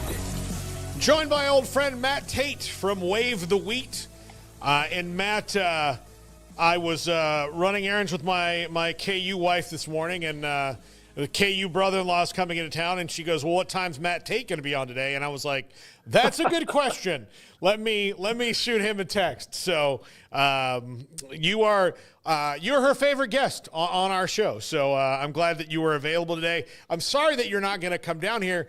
Did you come to Foster Pavilion last year or no? No, man. I had a totally crazy thing happen with travel last year that knocked me out of that one, and then this year I got a bunch of stuff work-wise and otherwise going on, family stuff too. So I'm 0 for 2, and it's bumming me out because I really, really, really want to see it. The last time I saw it, it was being built, and I was across the highway, and I remember thinking that's going to look cool. So yeah, next year it is, I guess. But yeah, well, if they play here. That's true. It's not even guaranteed anymore. Yeah. Man. So yeah. Well, I was there early at McLean. That'll be my claim to fame. I was there early at McLean, so maybe waiting on Foster will just be my fate. But yeah, I'm bummed. It should be a good game. There's a lot to like about any time these two get together, no matter what's going on with either team. You guys know that, and that's been true over the last 5, 7, 10 years. So I think it'll be a great game, and it's another Big 12 battle, which we see over and over and over, no matter who's playing. Yeah, absolutely. So the big complaint from KU fans this year has been Bill Self has been kind of a slave to his lineup. What he wanted, what he envisioned on June 1st is what he kind of stuck to until now. Recently, the last couple of weeks, he's been forced to make some decisions. And even though they lost to Houston, you saw some big things out of Rylan Griffin in that game. Wednesday night, Shaq Moore made his first start. Flory Badunga made his first start. And you're starting to see this out of their second start there. Is this what needed to happen to give this team life, to create maybe some different rotations? Well, in fairness, what Bill Self envisioned on June 1st is definitely not what he's had this year, because he projected A.J. Storr and Rylan Griffin to be big-time players day one. Wisconsin transfer, Alabama transfer, played in the Final Four last year for Bama. There was a reason he went out and got those guys, and he was really, really excited about them. They have taken some time to develop and adjust and get used to playing for Self and embrace defense and all those things that you have to do. That look, it's hard, man. It's the portal era that's really rearing its ugly head right now for Bill Self in Kansas, because generally speaking, Bill Self's teams year after year after year have been good defensively because it's a program. Guys come in, they sit a year or two, sometimes even 3, and develop and grow and watch and learn and get their butts kicked by their teammates who are ahead of them. But it all is part of that process of growing into that mold of a Bill Self basketball player. To expect that, to hope for that, to get that in 6, 8, 9 months is just really unrealistic, to be honest. So he's having to adjust the way he coaches. He's having to lower his expectations a little bit for that. It's not something he likes doing because his expectations are sky high, national championship type stuff every year.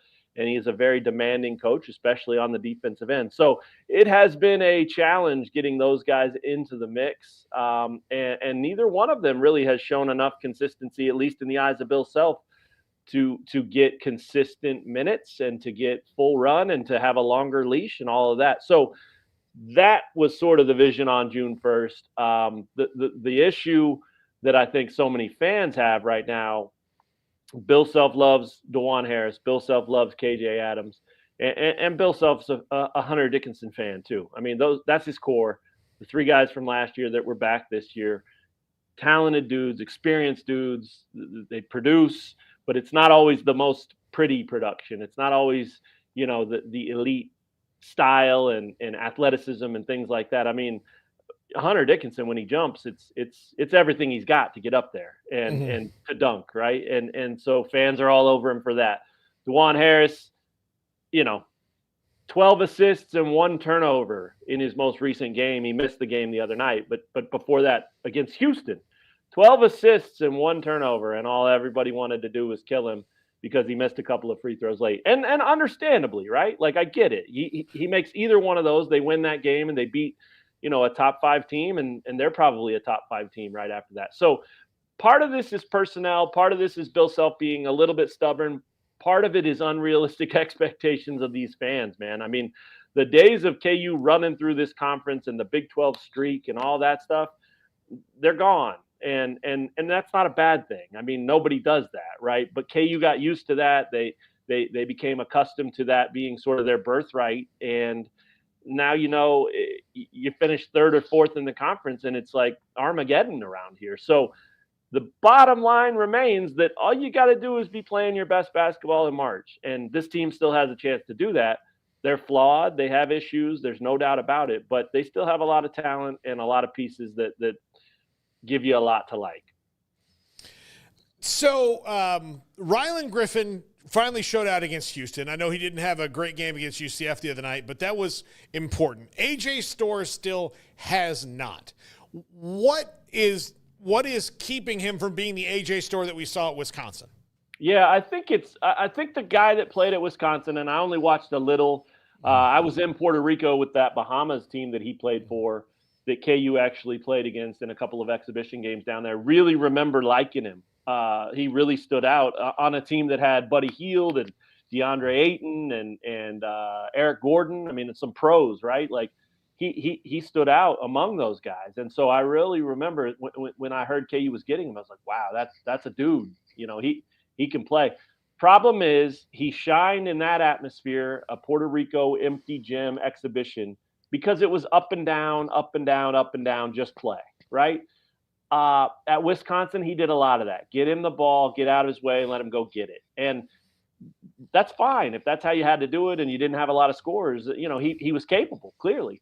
That's not necessarily what they're asking him to do here. So it's been a bit of sort of butting heads from minute one, not because he doesn't want to. I mean, Self has said over and over and over, and believe me, he would not say this if it were not at least somewhat true, that his attitude has been great, his buy-in has been good, all those things. It's just, it looks to me like he has not been comfortable really for 1 minute of his time as a Jayhawk. They tell him to be aggressive, and so he goes and be aggressive and throws up some garbage shot because he just didn't play within himself. It was like, I'll attack, and that's all I care about right now. And then you get there, and maybe they pull the chair out from under you, and you're falling down, and you still shoot it. One of those things, right? Like, that's aggressive, but it's not smart. It's not quality. It's really just one track mind kind of thing. So the comfort thing is a real issue. I think he's being asked to play a different role in a different style than he's ever probably played. And so much of that is attack when it's there, don't when it's not. And if you have a moment to get your shoulders by a guy and go get to the rim, do it. Of course, easy buckets. But if it's not there, don't force it. Reverse the ball, get it to the corner, whatever you have to do, and see what comes out of that. So, the comfort thing's an issue. Defense has been an issue. And I feel for the kid. I really do. Like, he's got a ton of talent. There's no question about it. He's got ideal size, length, ability, all these things. But it has not yet clicked at Kansas for him. There have been moments. A road win last week at TCU, they looked really good, and he was a big part of that. So you kind of think, is that the breakthrough moment? Bill Self even said it. Maybe that's the thing that'll get him going. And then his next game was a dud. So he's got a lot of work to do still to find it and to get comfortable. And we're at the point in the season, with tomorrow being February, you just don't have as much time to tinker and experiment with that kind of stuff. You kind of know what you got, and you play what you have, and you know, I don't see him playing big minutes the rest of the way, really. Is he on the Nick Timberlake program? Yeah, that's the thing, right? Like, everybody's like, Nick Timberlake got destroyed last year. Here he is, this sharpshooter from Towson, 40-some% career three-point shooter. I mean, just supposed to come in and knock down every shot he sees. Couldn't do it. Didn't make shots. He competed, though, and he played hard, and he was limited athletically in a lot of ways. And so that held him back too. But, man, did he compete. And so the big question has been, okay, here's AJ Storr and here's Nick Timberlake. Who would you rather have? And it's a tortured fan base that has to answer that question. And I don't really know that any of them have answered the question. It's like that one you get to the point in the test and you just skip it, right? And you'll come back to it because I don't want to deal with that one right now. That's how they treat that question. So what do you see going forward? Do you see KJ Adams still coming off the bench like he did against UCF? Because that seemed a little bit more effective to me, especially since Flory's been so good. Yeah, we were with Self yesterday and nobody asked that, and I was kicking myself today because that's a big question right now for sure. That was KJ's first game back. He missed 3 games with a separated shoulder on January 15th against Iowa State. So it made sense for him to come off the bench in that game, first game back, get him out there, see how it goes. And it was a mixed bag. He had some really good moments. He had some really bad moments too. But overall, he played KJ Adams basketball and made some plays down the stretch that helped him win the game, like he's prone to do. So, I think it made sense that he was a bench guy there. I'm really, really eager to see what they're going to do tomorrow. It's a tough question. I know this about KJ. He'll do whatever's asked of him in any role. He's shown that throughout his Kansas career.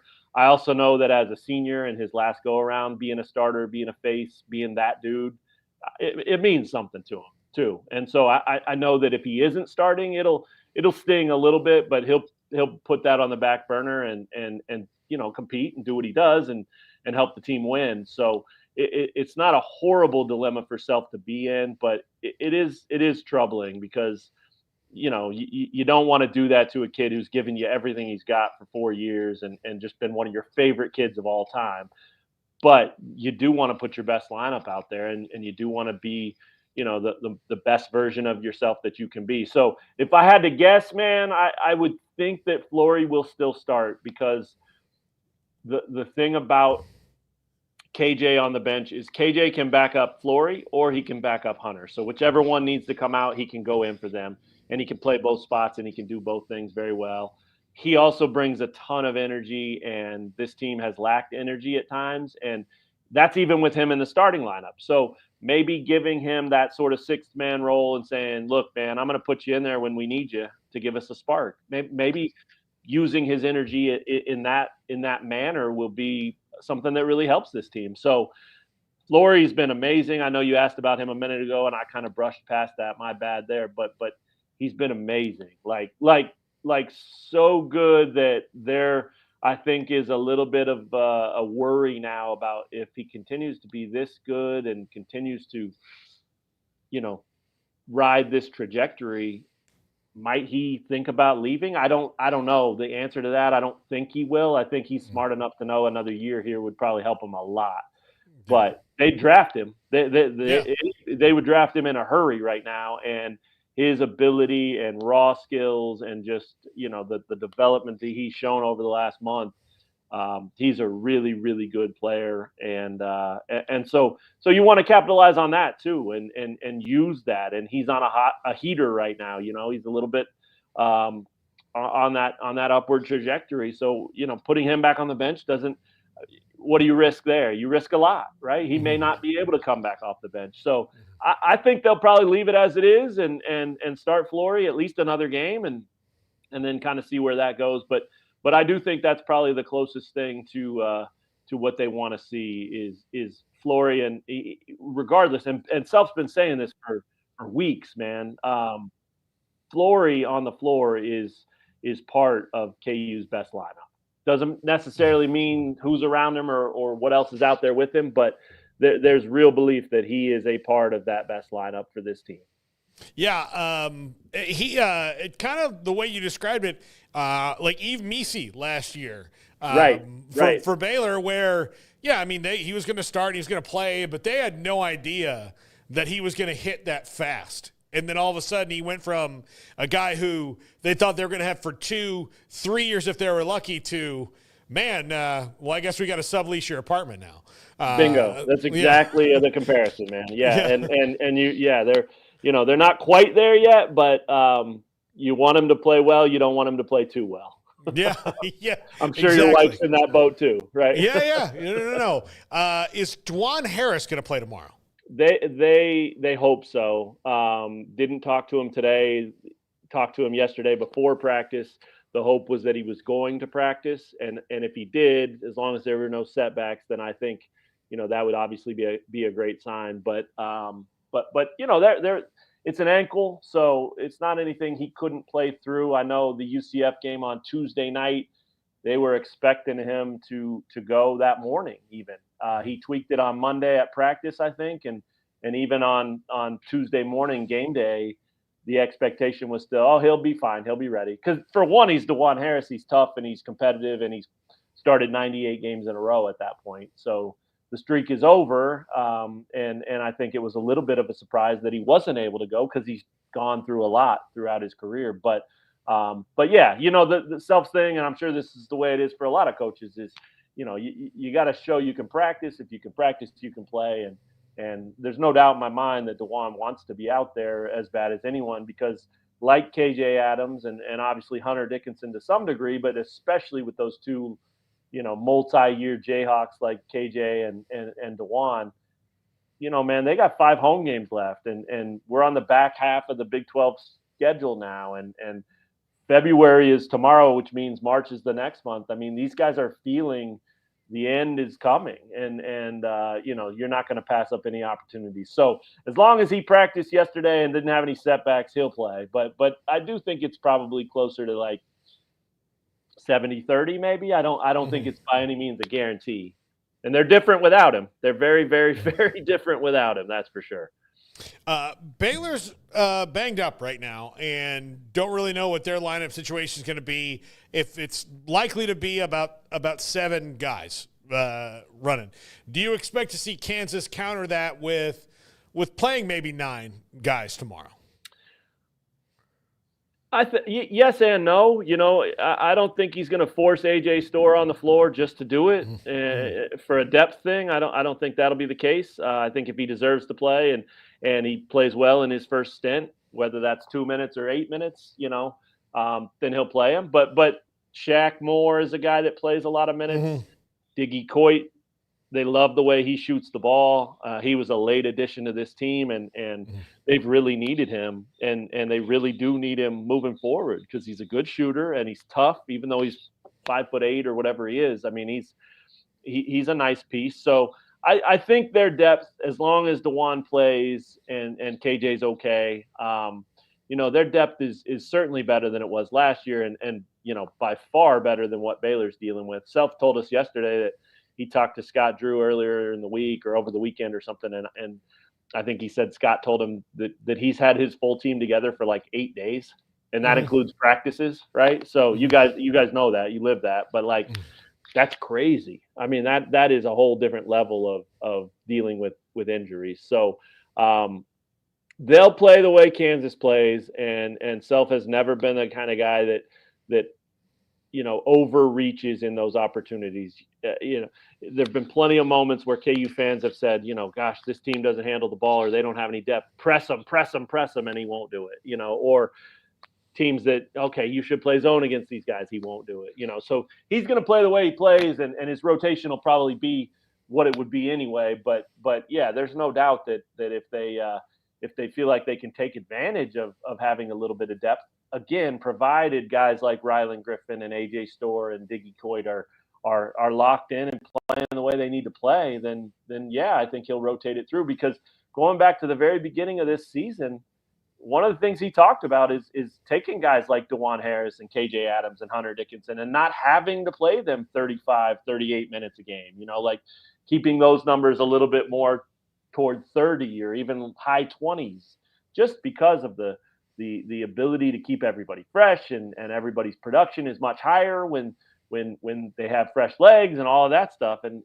some nights it's worked, some nights it hasn't. It's certainly, again, going back to that June 1st thing, it hasn't been exactly what he envisioned it being, but it has been a lot better than the depth they were dealing with last year. All right, last question for you. How many teams in the Big 12 do you think have a legit shot at making deep runs? Wow. Houston, right? Iowa State. I'm on the fence about Arizona. I am too. I don't know what, when I watch them, I don't know what I'm seeing at any given moment. Well, and Caleb Love, feast or famine, right? There's some really good moments, and he's obviously played in some really high-level games, but he's also, can you count on him? Is he your guy? Is it going to happen automatically?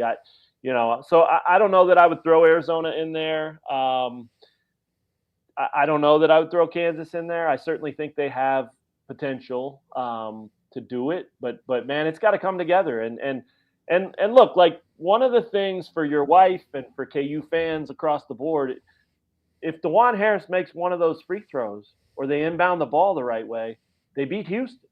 That's where this team is. I mean, that was a really, really impressive effort for all but about 15 seconds. And it's really easy, especially when you're a fan base like Kansas, it's really easy to focus on those 15 seconds and obsess over them and, dwell on them and be miserable over them and all of that. But it's also a reminder that, like, this team is really good at times. And they took Houston and had them beat. They beat Carolina early, not as much a bragging situation as maybe it seemed at the time. They beat Duke early. I mean, they have some really good wins. Michigan State's another one. NC State's another one. I mean, they have some good wins. Even the Iowa State game, they ended up losing by 17 in Ames, but it was like a 6-point game with 4 minutes to go. And yet, I know KU fans don't like doing that. Those are like the moral victory police, right? But like, still, a 6-point game with 4 minutes to go is anybody's game. And then the wheels fell off a little bit there, and same thing happened against Houston. So I think I'd probably put Kansas on the list, just because if it does all click, and that all maybe doesn't even include AJ Storr, but if it does click to where they're a good defensive team and Flory continues to be what he's looking like he is, and the rest is just steady and consistent, I think they have enough to make a deep run. I don't know that they're a Final Four team necessarily, but I do think that, they could contend for that type of second weekend and get to that Elite Eight game or something like that. And then you never know what happens. So what I give you there, 3 teams? Who else is even in the mix? I mean, I would say Tech and Baylor if everything clicked in their direction, but Tech more than Baylor right now. They're playing better, but Baylor's had too many injuries for me to even like to fathom that they're going to make a run. Now, could they win 2 games if they're healthy in the tournament? Yeah, I just don't know if this is the team that has gelled together enough to do that. Sure. Yeah, and it is. It's tough. I mean, I don't know a whole lot about BYU, but I know they're a tough out. And that's with replacing Mark Pope, right? West Virginia is the same thing, man. West Virginia's got a couple of really good wins, and then K-State absolutely rocked them not too long ago. So consistency seems to be the theme here of what we're talking about, right? Which of these Big 12 teams, the better question is probably which of these Big 12 teams can be more consistent in the next month and a half. And if they can, if Baylor can be that, or Kansas can be that, or whatever, Arizona can be that, if any of them can show they're consistent, I think then they all have a chance to make that kind of run. But including West Virginia, I tell you what, like that win that they had at Kansas was really, really impressive. And It wasn't just a matter of they caught KU on an off night or they caught KU looking ahead or anything like that. KU had won 33 consecutive conference openers. And everybody leading up to that game talked about, hey, like, this is it. Big 12 starts now. We got to be locked in. Like they weren't sleepwalking into this conference race. West Virginia just walked in and took it. So yeah. I don't know that I want to put West Virginia on the list, but I really like their coach and I really think they're tough and they got a heck of a lead guard. They might make my list over a couple of these other teams like we've talked about already. So, it's a weird year, right? The Big 12 basketball race and schedule so far really does remind me a lot of the Big 12 football season. Like, a bunch of really good teams. There's a lot of them, but how good are the top teams? And I think Houston's really good. I think Iowa State's really good. I think they've proven that already. But after that, I don't know. It feels a lot like that sort of jumbled mess that was trying to sort out who gets to go to Jerry World and play for the Big 12 title back in the football season. So good times. I mean, it's it makes for good theater and it's a lot of fun to try to follow and figure out. It's certainly not what it was when KU was, again, king of the castle and running through everybody, but it hasn't been that for a long time now. So I think Kansas fans need to get used to it, and I think Big 12 fans are probably rejoicing. Yep. Matt Tate, wave the wheat. Thank you, Matt. Always great to have you on. I'll talk to you soon, buddy. That sounds great, man. Thanks for having me. All right, Matt Tate, wave the wheat. Coming up next, Jamarian Vincent. Jamarian. Why can't I say it, Craig? I don't know, but it's Jamarian. Jamarian Vincent. I don't know who Jamarian Vincent is, but I've been talking about him a lot. Jamarian Vincent. Jamarian Vincent.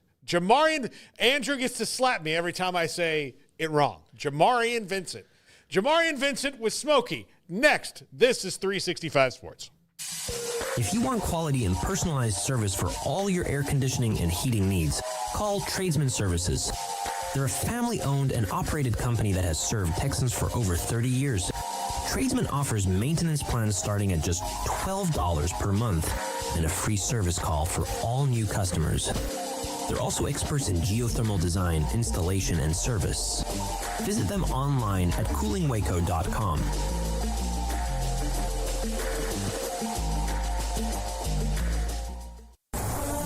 Get ready, Baylor fans. The ultimate game weekend experience awaits you at the Baylor Club. Kick off your weekend with our Friday Night Live pep rally. With live entertainment and special appearances from the Baylor Spirit Squad, it's the perfect way to start your game weekend with a roar. On Saturdays, don't miss our Knox Hall tailgate. Enjoy delicious food, ice-cold drinks, and great company as you gear up for the big game. And after the weekend's excitement, wrap it all up with our famous Bear brunches on Sundays. Don't wait. Make your game weekends legendary with the Baylor Club membership today. There are 26 letters in the alphabet, over 600,000 words in the dictionary, and just 3 of them said together can change everything. Let's order pizza. Those 3 words lead to dough made from scratch and 3 fresh signature cheeses that blanket golden crust in a heavenly melt on Marco's Pizza that'll blow your mind. So visit Marcos.com to order and stop by Marco's Pizza in Belmead, China Spring, Woodway, and in Robinson. Marco's. Pizza lovers get it. With so many companies and policies out there, it gets so confusing shopping for insurance, and I never know if I'm getting the policy that's right for me. Luckily, I met the team at the Niche Group Insurance Agency. With the Niche Group, you can go to one company and get access to coverage options from many insurance carriers, and you get to speak to a real person about your specific coverage needs. With the Niche Group, I know I'm getting the right coverage at the right price. If you need insurance, talk to the experts at the Niche Group at 1-800-258-8302. This is 365 Sports. The Sikkim 365 app is brought to you by Allen Samuels Dodge Chrysler Jeep Ram Fiat. Come by, let's be friends.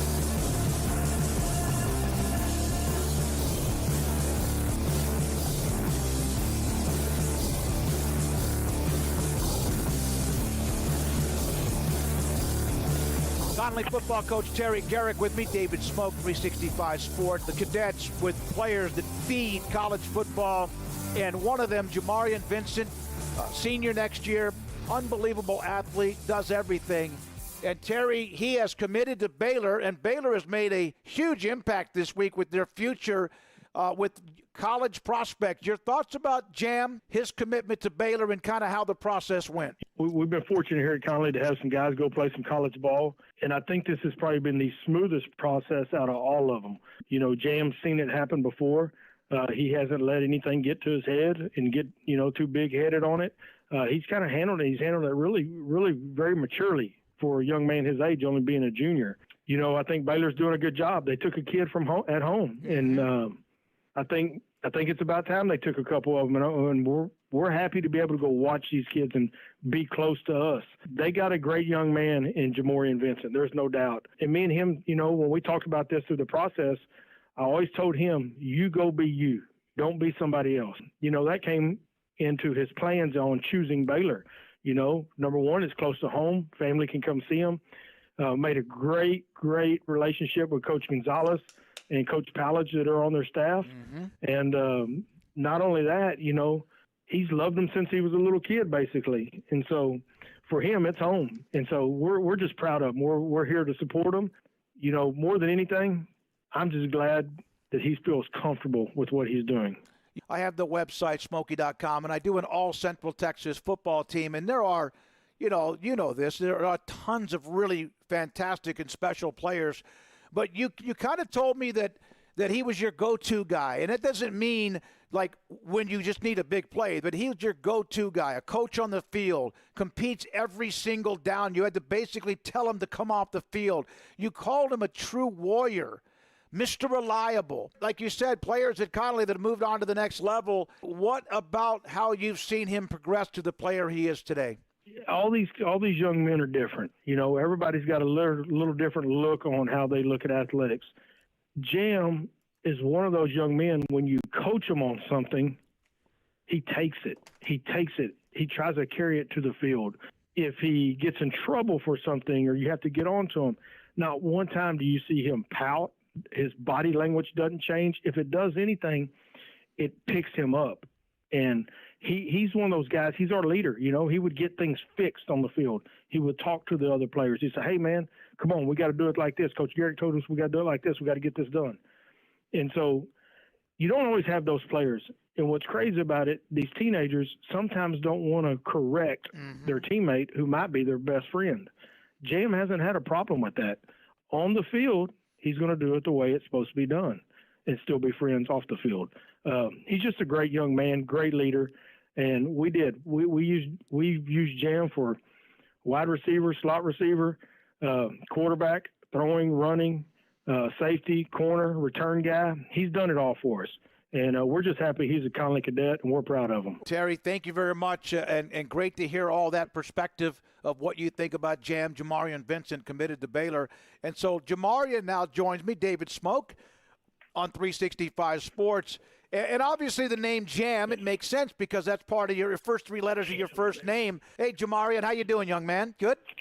Good. How are you? I'm doing great. The nickname Jam, I heard that the first time when London Smith was referring to you after I saw you had those eyes when he committed to Baylor, and here you are the next day, yesterday, you do that. Thanks so much for your time. What has all this meant to you and your commitment and the process and being recruited by many people, and you choose Baylor?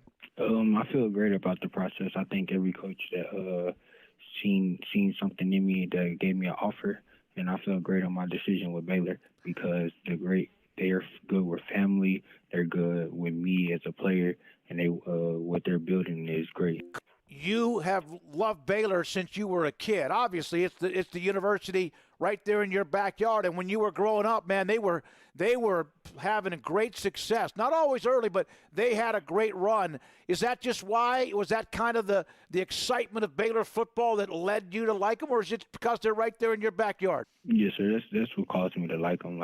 And they had like these gold helmets that was pretty much any school wants you. You're going to be here in your backyard. How much do you and London and others who are from the 254 talk about, hey, let's keep everybody here and let's go help them be really, really good? We talked about it at the junior day. and then we were just all just sitting around just talking about it, having a good time, laughing. What did Coach Pallage and Coach Gonzalez, who's new to the staff, he was at TCU, he's done an amazing job, and of course Coach Pallage with what he does. What are some of the things they told you about what they think of what you can do and how excited they are too? They think that I can come in and produce a lot as a freshman, and when the years go on, they got a good plan for me, and I'm glad to be a part of it. So you can play a lot of positions. It sounds like, though, with Gonzalez and also Pallage, that it's a secondary position. Is that what they've told you? Yes, sir.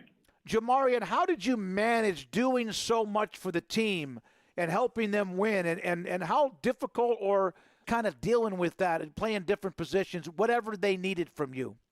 It started when I was young. Like, when I used to play Pee Wee football, I always played a lot of positions. So, like, when I got to the varsity level, it just became easy to me because I got good stamina, and whatever my team needs, I will produce. The fact that you and now London have committed in a matter of a couple of days, what does that mean that Baylor's doing better? They've had some players from the area. Andrew Billings, that was like a long time ago. Ahmad Dixon, Orion Stewart, Tevin Reese was of Temple, and they've had a couple of others that have done that, but it seemed like that, and they've been a lot that have left too. And you know that from your own program at Conley. What does that mean? What are they saying that's getting the message across? That they're going to take care of me, on and off the field, and not just me, my family too. It was at the junior day when we was all just talking, and just the coaches, they fed me. We had a great experience, and it was just great, and I just wanted to be a part of it. What did they say that made it a great experience? Like, just showed me around, telling me how much they need me, and just a great experience. What's it like to have to juggle all of this and be the player, the athlete, the student, and all the very multidimensional things you do? What's it been kind of like to juggle all of this interest? Sometimes it gets stressful, but at the end, that's what you're in this for. When you say you want to play sports, you got to put your all into it.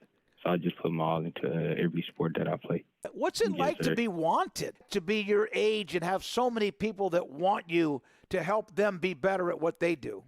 It feels good just knowing that I came a long way and just achieving the goals that I had. Jamarian, give me some ideas of things outside of football that you do to relax or you do as a hobby. I play the game. I just play the game and sleep, NCAA, Warzone. How many times have you played that game and you're the one that you're playing? You are playing yourself in that game. A lot. You kind of have a video game type style, though, don't you, with all the things you can do and turns and twists and missing and avoiding tackles and catching, whatever? Yes, sir. Yes, sir. You have players from Conley all over the place. How much did you learn from Corey and Kobe and others? That McDonald, who's down at Texas, among others, Javion Sunday. How much have you learned from watching those guys go through their process? I learned to be patient with it and you don't got to rush your decision. And whenever you feel ready, you should just tell the word. How much did your phone blow up after you made the decision public? A lot. It was a lot.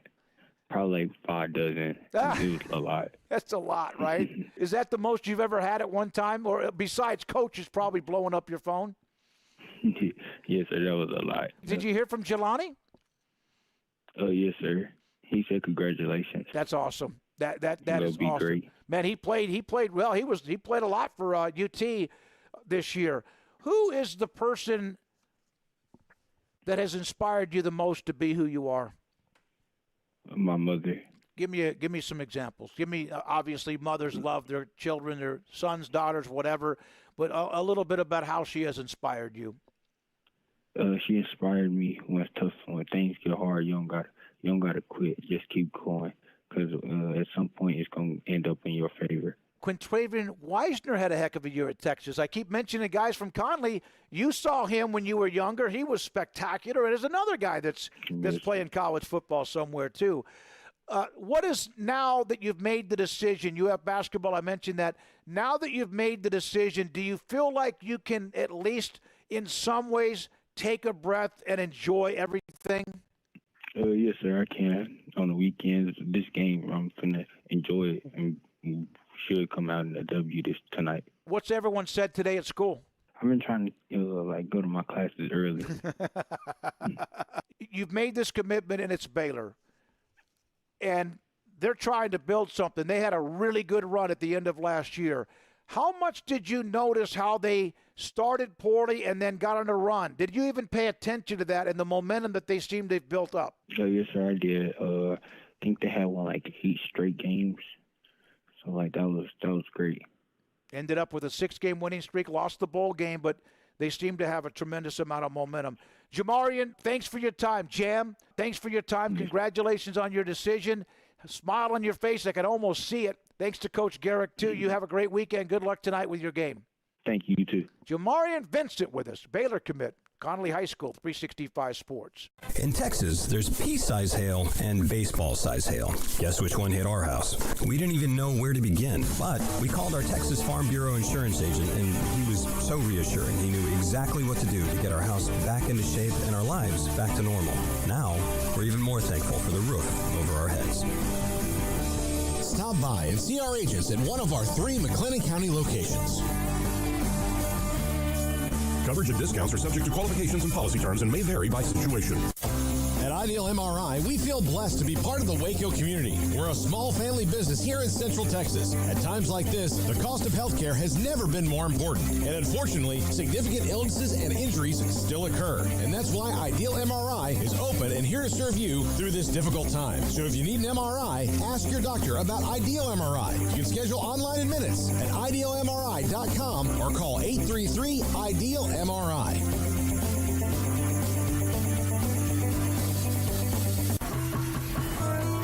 When you work with a bank, you should expect the best of everything. That includes face-to-face personal service and the kind of community banking care that only comes from one neighbor to another. That's exactly what you'll get from the First National Bank of Central Texas, where you will know your banker works just as hard as you do. Once again, that's the First National Bank of Central Texas. Settle for nothing less than the first. Member FDIC.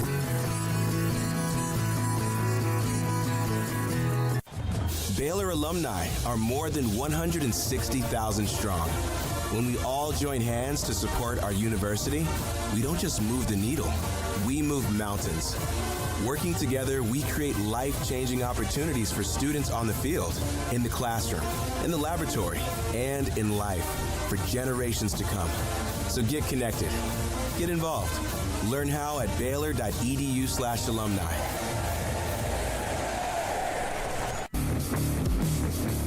This is 365 Sports, powered by Sikkim365.com. This segment is brought to you by Bud Light. Enjoy the smooth, crisp taste of Bud Light beer. Easy to drink, easy to enjoy.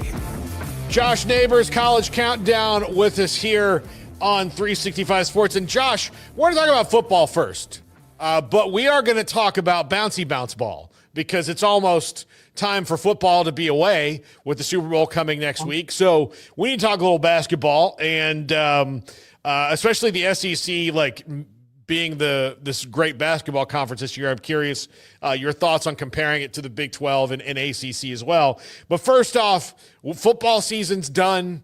And like after this one, there's no more blank slate offseason, I think, that we've ever seen, given that Texas is going to have 15 guys drafted. Ohio State's going to have 15 guys drafted. And all these teams are going to lose a bunch of players. Now, can they restock like they used to? Or because of the transfer portal, do you think that we'll see some flux in this 12-team playoff from 2024 to 2025? Yeah, well, Paul, it's nice to talk to you again. It's always a pleasure to talk. I think if the Sixers miss the playoffs, I'll crown you the new playoff P. You'll take that mantle from him. Mm-hmm. Yeah, so it's interesting. I mean, the roster construction now, like, and from a standpoint of what you're talking about, it's interesting. It's interesting now too. You know, I living in Arkansas. Like Arkansas doesn't have a GM. You're kind of a weirdo if you're an SEC team with no GM. It's not really how it works anymore. All these teams have GMs, and so yeah. I mean, the thing is, like, there's a lot of older guys available because there's still some COVID guys left. You know, some COVID injury guys, and I mean, you've got the JUCO players of the world. You know, like the Diego Pavias, where because of their court cases, they're able to get some more time. Right. And so, you know, that extends their football life. So you're able to restock with older guys still because of those things. So, you know, I think we're about to really phase out all of the guys we were used to hearing, you know, the Alan Bowmans, I mean, the Cam Risings, you know, Cam Ward was around for a while. We're going to start phasing those guys out a good bit. But the thing is, you know, what won Ohio State the championship was their depth.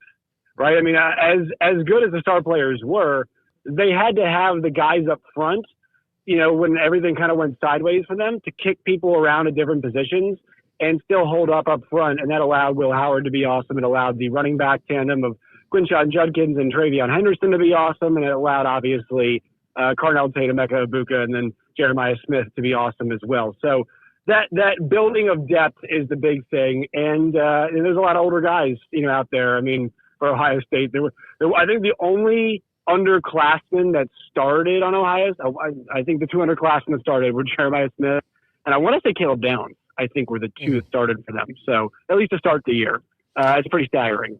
Yeah. What do you see as the future for Marcus Freeman and Notre Dame? Do you think that he has brought a new attitude to that program that, you know, they went through a lot of milquetoast coaches? Like, I mean, whether it's Bob Davie or Tyrone Willingham or Charlie Weiss, like, Notre Dame wasn't trying to be exciting, or like there was not a lot of energy. Brian Kelly, even, he's an administrator. Like, that's what he does really well, is organize things. And, you know, because of that, he's been successful because he's really good at top-down things, but he's not spectacular. Marcus Freeman, to me, has that kind of, you know, Pete Carroll, Bobby Bowden, Deion Sanders it factor to him that you even like Saban a little bit, where there's something just about this guy that would make me want to run through a brick wall, as opposed to maybe the coaches between, like Lou Holtz had it. Lou Holtz had that character about him that I think every coach that Notre Dame has had since then just hasn't had. Yeah, like I don't know if this is going to be the case. I'm almost kind of trending towards that. I think maybe like the worst case scenario is he's Kirk Ferentz, which I think is awesome, right? Like, I think that'd be awesome if he is. Because the big question to me, Paul, is it's going to be the offense. They need help at receiver. Greathouse played well, but they didn't have a whole lot of guys there, and they really. I mean, Indiana did a pretty good job on them defensively, except for that one home run that they hit. You know, the Jeremiah Love, I believe it was Jeremiah Love. You know, hit that 198-yard play. Like, besides that, though, like the one, you know, home run, the rest of the time they were really, really solid. And that's the thing about Notre Dame. I mean, I'm not sure about you. I knew the game was over after that first drive because there was no chance they could sustain it, and Riley Leonard was already dying. And so it's like, man, they were so hard to kill on offense. And at the end of that game, the way they staved off Georgia by just, you know, Riley Leonard was so good at not getting you 2nd and 12 and keeping you in 2nd and 7, 3rd and 3, and picking up that yardage. It was almost like a service academy in that way. And on defense, they were so physical. They just couldn't stop the war machine that was Ohio State, and really, you know, nobody could. So I think that defense was good enough to win a championship. It's just like kind of like it's the UVA basketball thing where, all right, when Carson Edwards has 42 on you in a tournament game, you need to have Ty Jerome and DeAndre Hunter and Kyle Guy, you know, 3 NBA players, go out there and go shot for shot with you. And that's what you're going to have to do sometimes. You have to bang it out. You have to score with other teams. And they can't – I don't think they're close to doing that right now. Now, that being said, imagine if they could, because I don't think their offense is close to be able to go shot for shot with elite teams, but they were still only down one possession in the championship game late in the game. So, you know, in a game that felt like it was, you know, they were getting kind of dog walked there. I mean, they were able to make it close. So that's kind of the blessing and the curse. They're a far way off, offensively. But even though they're far way off, he's done such a good job of getting players that look like an Alabama-type defense up front. Their front, defensively was, I thought, fantastic during the playoff run, and they were dominant all year ever since the NIU loss. Yeah, they really were. And, everybody, I think that's the other thing we have to, everybody's going to have at least one pimple, right? They're going to have one. Nobody's going to be sparkling, whether it's a loss or a game where you're like, ugh. Oregon had that, had a couple. They were like, okay. And then, of course, Ohio State just rolled through everybody. That was kind of an awakening for Ryan Day. But everybody's going to have their pimple. Notre Dame had theirs. And I want to talk about Ryan Day in a second with you. But Notre Dame had their pimple. And then once they had that, it was like, okay, well, let's put some Noxzema on that thing and roll on, right? Yes, and I think the point about their offense, that's why they were able to lose the NIU, because their offense just wasn't that explosive and wasn't that good and could be shut down. But they got more explosive their scoring offense was fantastic. So people might come back at me and say stats and numbers and whatever, but I'm talking about the offense in meaningful games.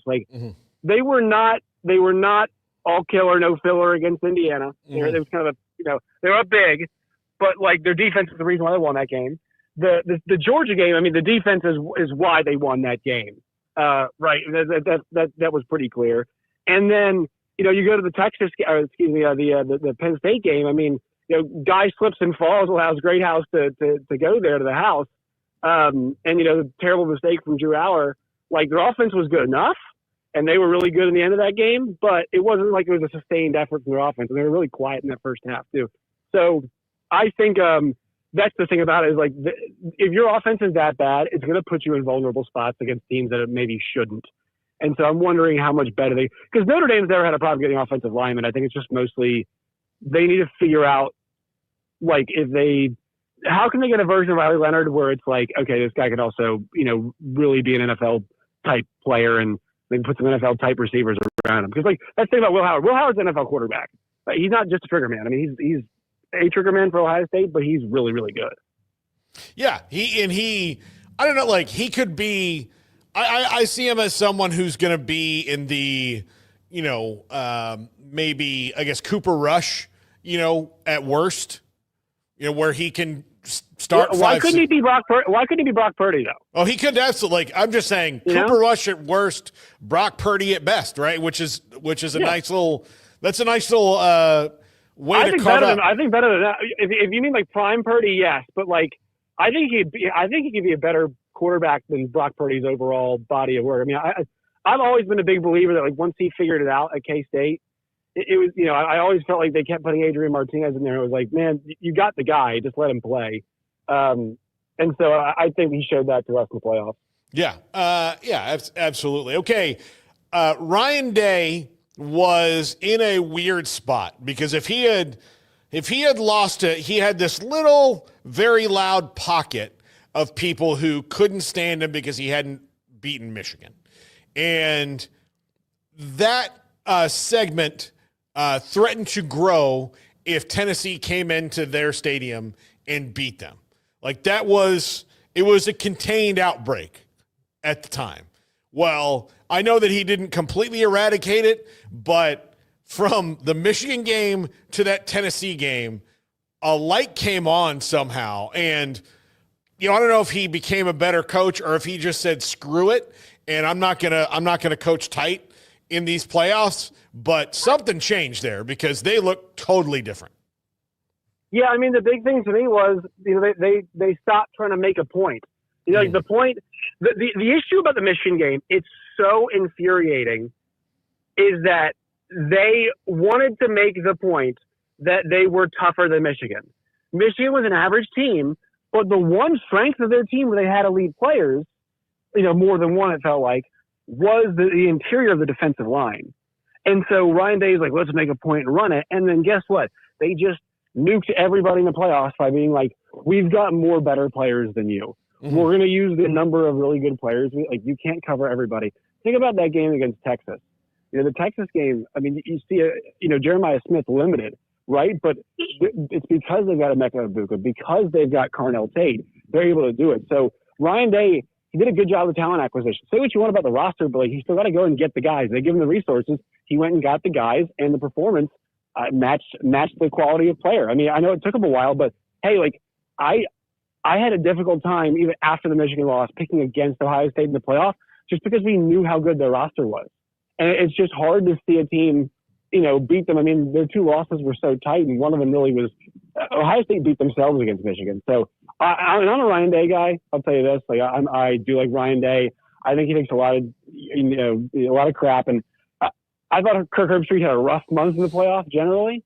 I did really like to hear what he had to say about Ryan Day's family, and I thought he made a good point about what they went through, because Ryan Day can handle it. I mean, he's making a lot of money.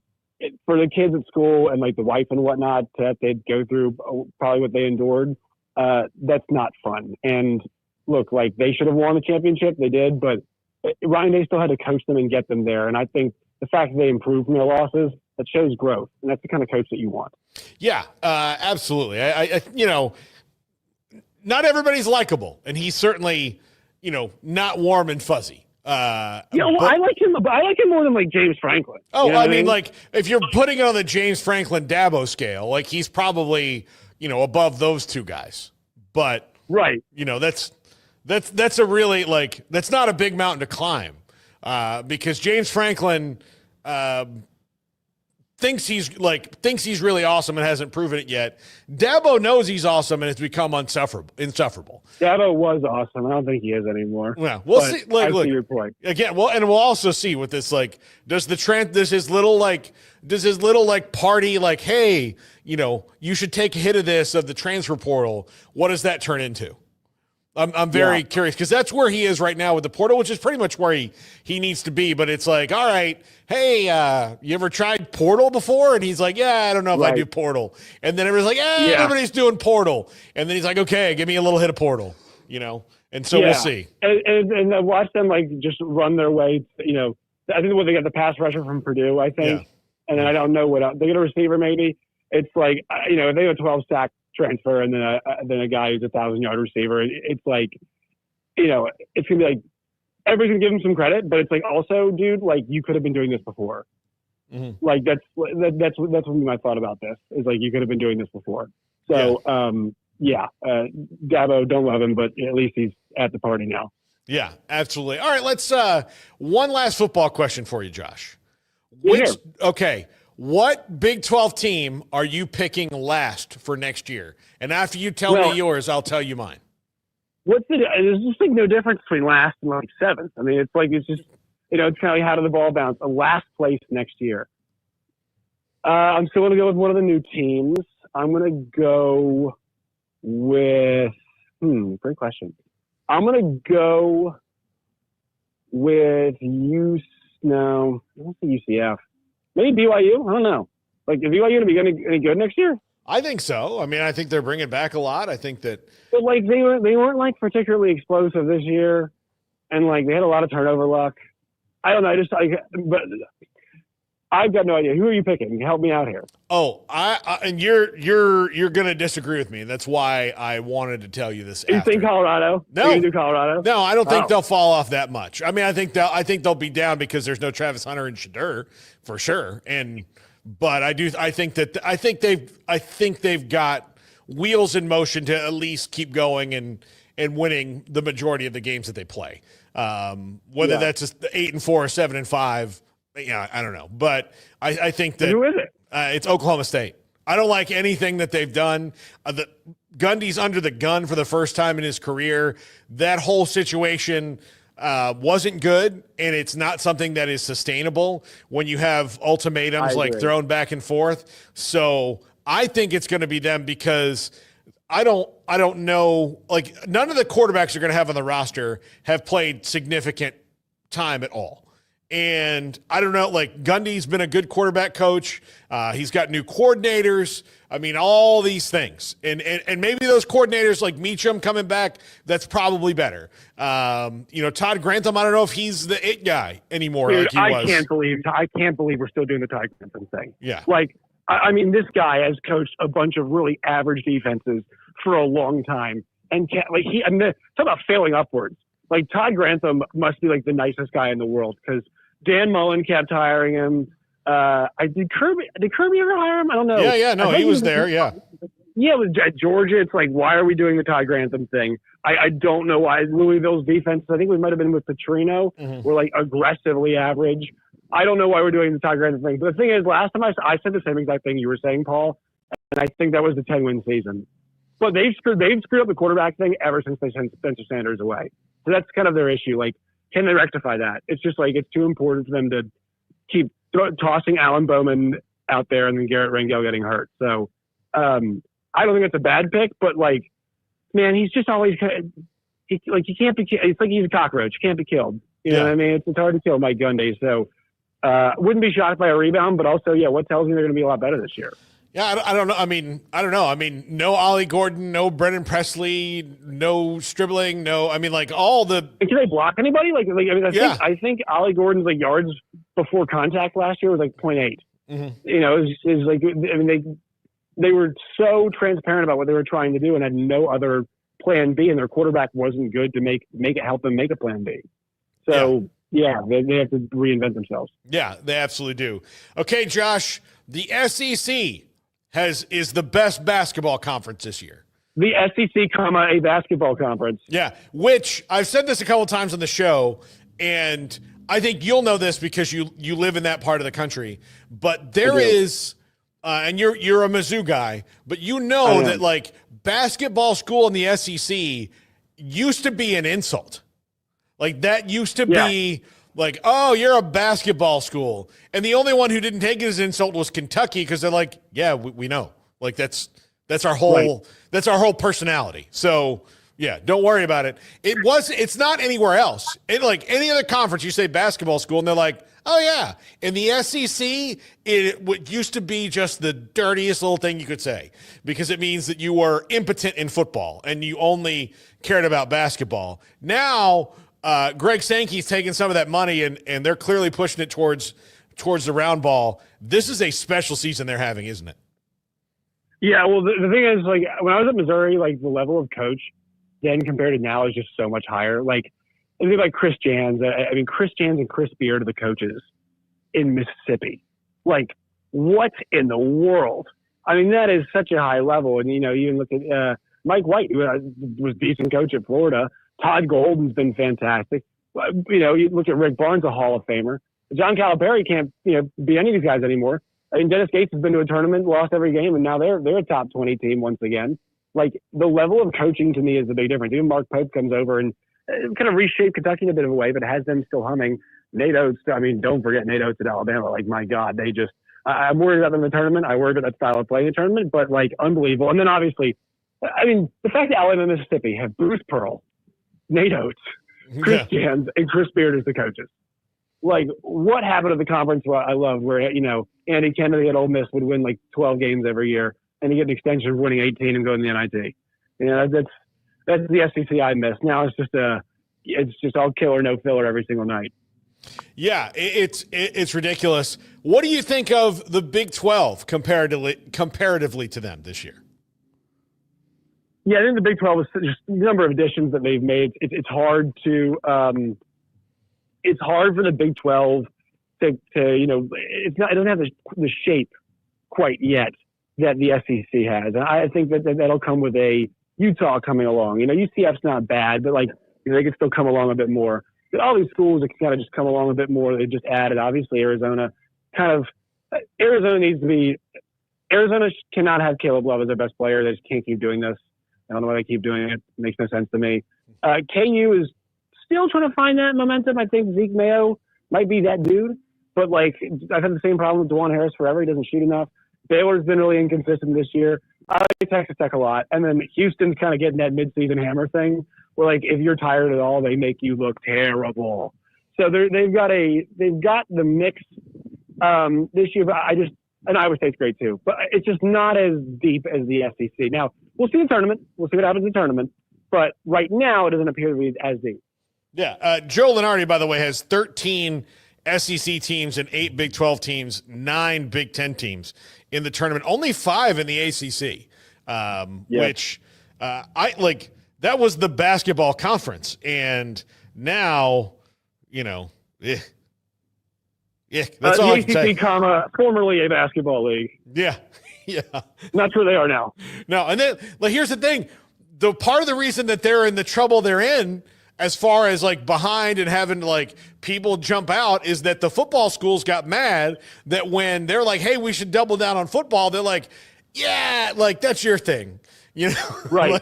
We're happy to have that. Well, that's your thing. And then we're like, we're going to go all in on basketball and that'll be our thing. And then yeah, but we make more money from football. And they're like, you guys are fine.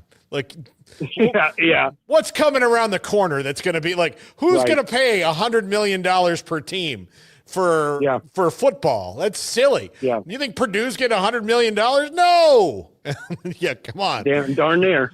Yeah, exactly. Right. Well, Josh, great to talk to you. It's been since Christmas, I think, that we've had you on the show. Yeah, I know. Thank you, Paul. I appreciate you. Yes. I think I was on your show in between that time. Probably, yeah. Yeah. So, anyway, Josh Neighbors, College Countdown, with us here on 365 Sports. Yeah. Well, thanks to Josh. The little boop, boop, boop there. That's fine. We're done. We're done with Josh, at least for now. We'll have him on every time that he wants to come on the show because we have so much fun with him. Next up, John McClain, Hall of Fame NFL writer, joins us. This is 365 Sports. If you want quality and personalized service for all your air conditioning and heating needs, call Tradesman Services. They're a family-owned and operated company that has served Texans for over 30 years. Tradesman offers maintenance plans starting at just $12 per month and a free service call for all new customers. They're also experts in geothermal design, installation, and service. Visit them online at coolingwaco.com. I'll never get used to this.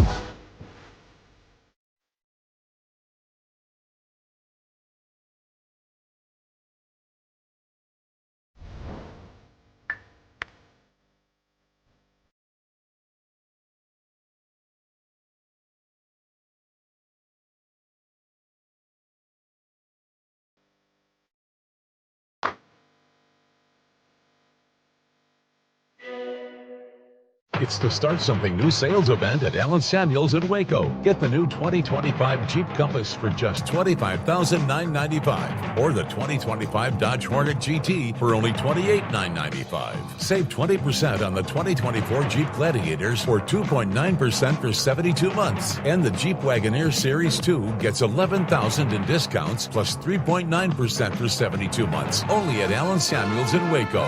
Come by. Let's be friends.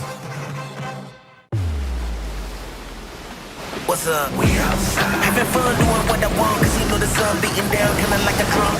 Look how I do it. Look how I do it.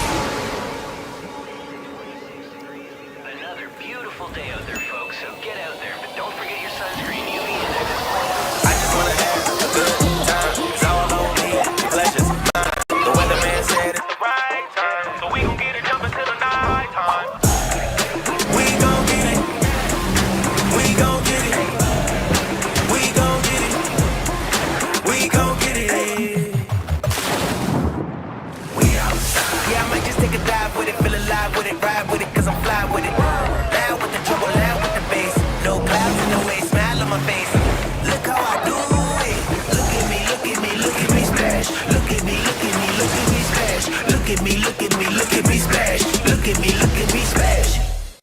You might ask yourself what functional mushrooms are good for. Whether it's lion's mane, cordyceps, turkey tail, shiitake, reishi, they all serve a purpose. You have ones for neurological health, ones for sleeping and gut health and all these different areas. They pack a powerful punch. Functional mushrooms are, of the millions of mushrooms and fungi out there, the ones that we can actually ingest and benefit from as humans. Like all adaptogens, they kind of adapt to what you need at the time that you need them. We don't even really know that we're suffering. We just don't quite feel right. That's where these adaptogens come in and really start to close the gap and really start getting us closer to how we want to feel. Functional mushrooms have definitely re-energized me and helped me face each day with a new vigor for life. Learn ways that functional mushrooms can help you. Go to GetHumble.com. John McClain, Hall of Fame NFL writer. John, we have the Chiefs and the Eagles again. These are the two most well-run franchises in the league. It shouldn't be a shock that one of them has the best player, the other one has the best roster 1 through 53. The first question I want to ask, though, is what are the Bills doing wrong other than giving Patrick Mahomes the ball back too late in these games? It's certainly not Josh Allen. Josh Allen has played great in the playoffs. It's not his fault that they've lost. Turnovers and what you mentioned, letting the Chiefs have the ball last. All of them are close. As I get ready for the Super Bowl, I think of a couple of stats I've seen recently. Number one, Vic Fangio, the great defensive coordinator of the Eagles, who's viewed as one of the best ever, is 0-8 against Patrick Mahomes. And another one is just amazing to me when the Chiefs defense does not force a turnover this season. The Chiefs are 7-0. So you can say, well, you need to win the turnover battle. Nope, you don't. The Chiefs don't. They win the close games. I'll tell you what, it's so interesting that of all the playoff quarterbacks, Hurts and Mahomes complete passes that travel the fewest air yards. That means they're hitting a lot of passes under 10 yards.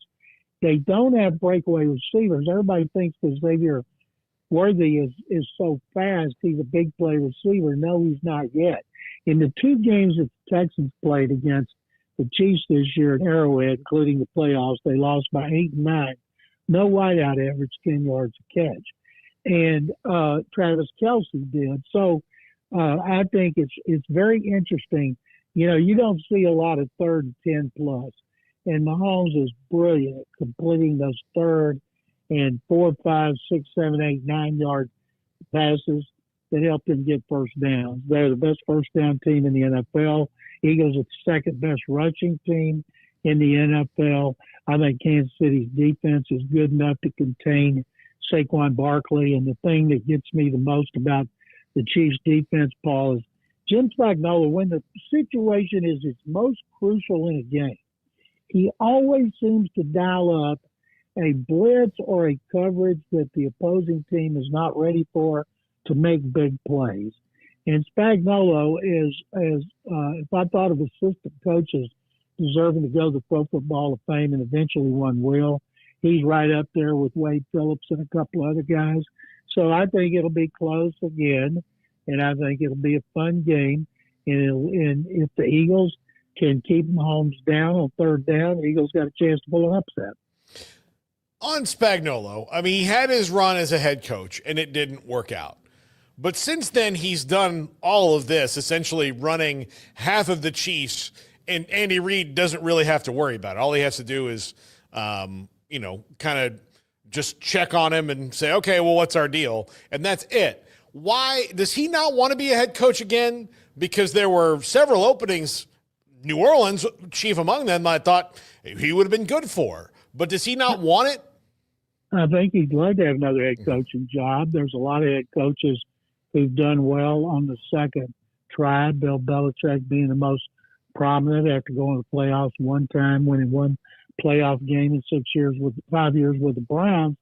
And Marv Levy, people forget, was a failure in Kansas City and then went to the Hall of Fame because of what he did with the Bills. And we see coaches get more chances. I think Spagnuolo's at 61 now, which makes him a relatively pup compared to Pete Carroll and Bill Belichick and some of these other guys who are 70 and still coaching.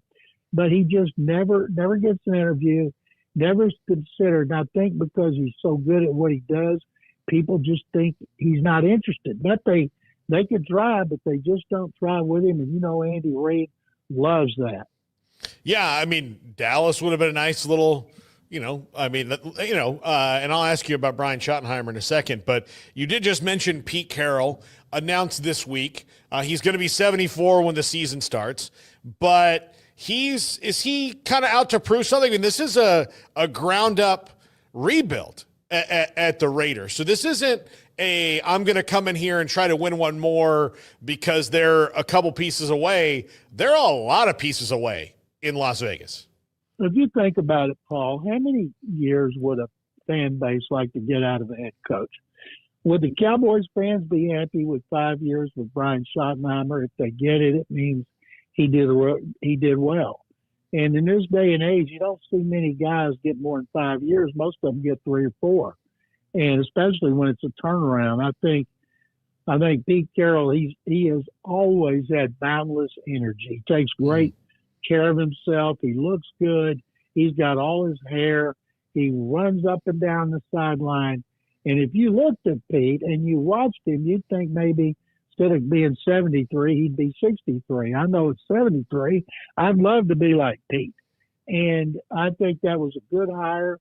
You have 4 head coaches in the AFC West who can go to the Pro Football Hall of Fame. I've never seen that happen anywhere. And Pete did a great job at Seattle. He had final say on personnel over John Schneider, the general manager. They worked well together for, I think, 14 years, and I think it'll work out well with him. With John Spytek, who they hired as the GM after being the number 2 guy in Tampa under Jason Light, who's had great longevity after leaving the Patriots. So I think, they know they need a quarterback. Until you get that quarterback in place, you're just spinning your wheels.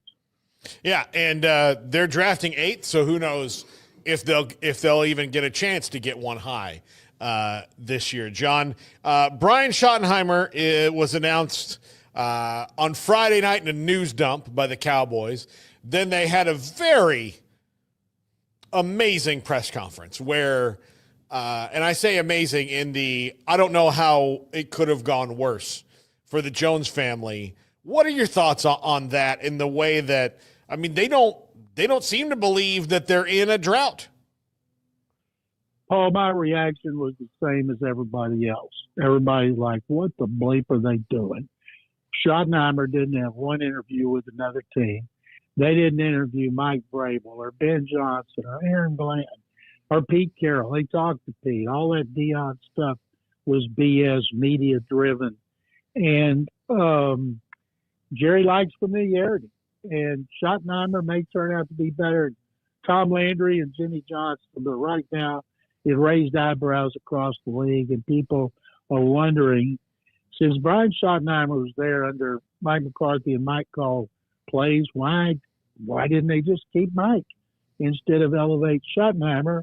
But Jerry's going to do what he wants to do. Stephen is very, very heavily involved, influential with his dad.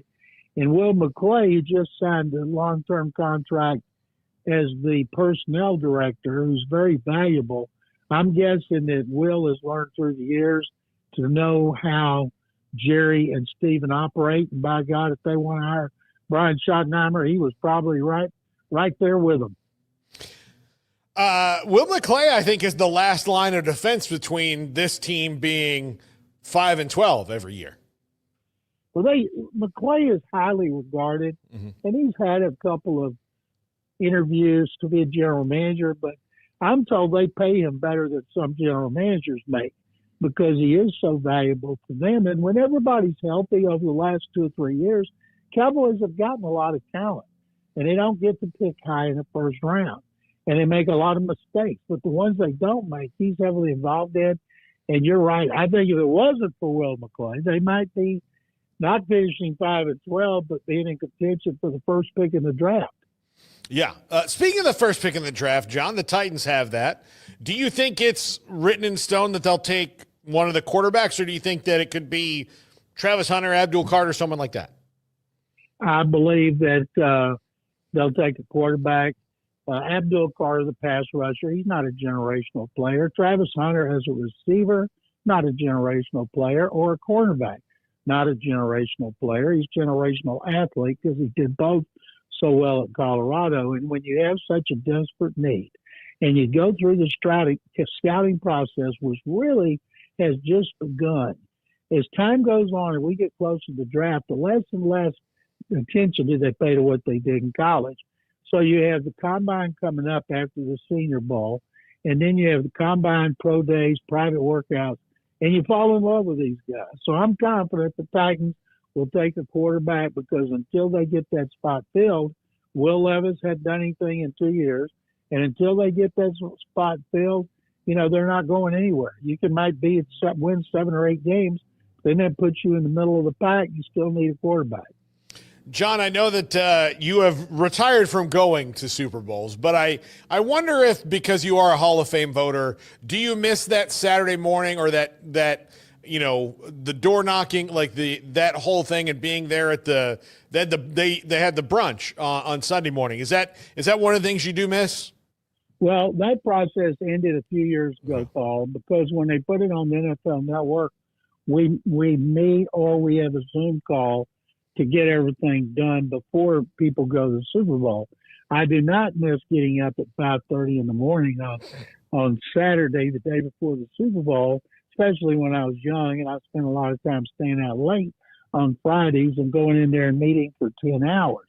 And then when the NFL Network was created and they wanted to make the announcement, we had a deadline. And so then when the pandemic came, we did it on Zoom, and we've done it on Zoom, and that's a whole lot easier.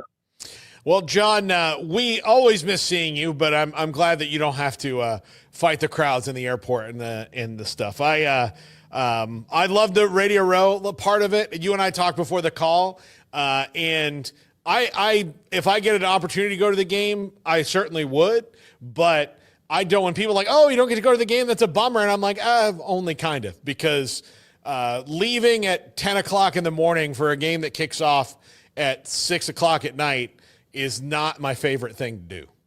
Well, I used to love Radio Row because I did so many shows. That was a blast. And if I hadn't had to work, because I don't think doing broadcast is working, no offense to me, it's a privilege. It's really not. And I always thought that was fascinating, especially with all the celebrities, actors, stars from other sports coming in to be interviewed to promote a product. That was great. I would love to come home on Friday and then come back and watch the game, but now just watch everything and cover it off TV, which I've found is quite easy in my transition into total retirement. John, Baylor and Kansas tomorrow. How does that one go? I'm still so bummed about that last performance. I watch every Baylor game, and they just continue to make so many mistakes. And it's like they're wasting a guy.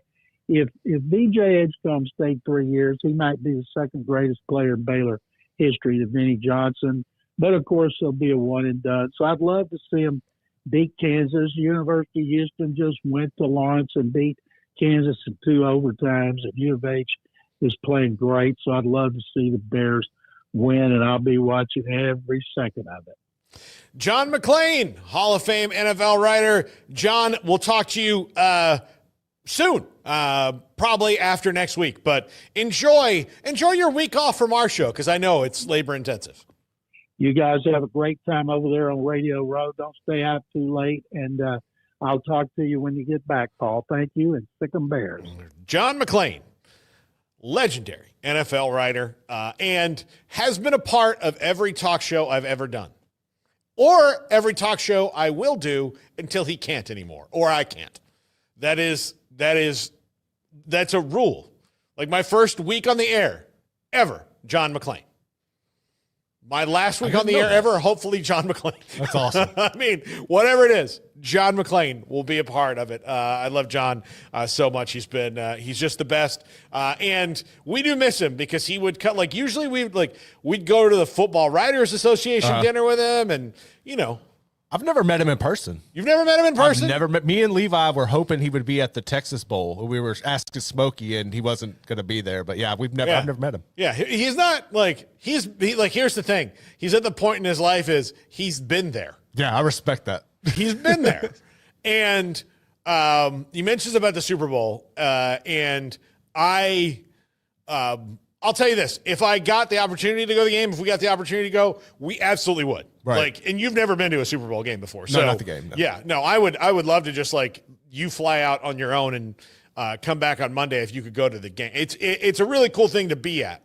But I will tell you, once you've been to like a few of them, as a media member, where you're not in control of the day. It's less fun because like that part's like really stressful. Yeah. Because you got it, the last one I went to was in Minneapolis, and that was the day. I'm embarrassed to admit this. I didn't know what scarves were for. I thought they were decorative. Like, I mean, I never was like, well, what do you need a scarf for? Like it just seemed to be kind of a frou-frou accessory to me. And it's probably a terrible, but that's what it just was, an accessory. Whenever I saw someone wearing a scarf, I was just like, oh, there's one of those guys. You're trying too hard, or like or I mean, it's fine if you're like at soccer, like if you're going to a football match, right. Like that's the thing. I get it, but I'd never seen anyone like use it. And I was standing in that line in Minneapolis, and the wind was blowing into my face. I mean, I had a hood on, I had everything else. And then I like saw the person like pull the scarf over. I'm like, oh, that's what it's for. Fashion and function. Okay, I get it. All right. That's the dumbest I've ever felt in my life. And I hope it's the dumbest I will ever feel. But honestly, I was just always like, like when I would go cold places, people were like, oh, you should get a scarf. And I'm like, I'm not a scarf guy. Right. No, I'd totally be a scarf guy now. I get it. But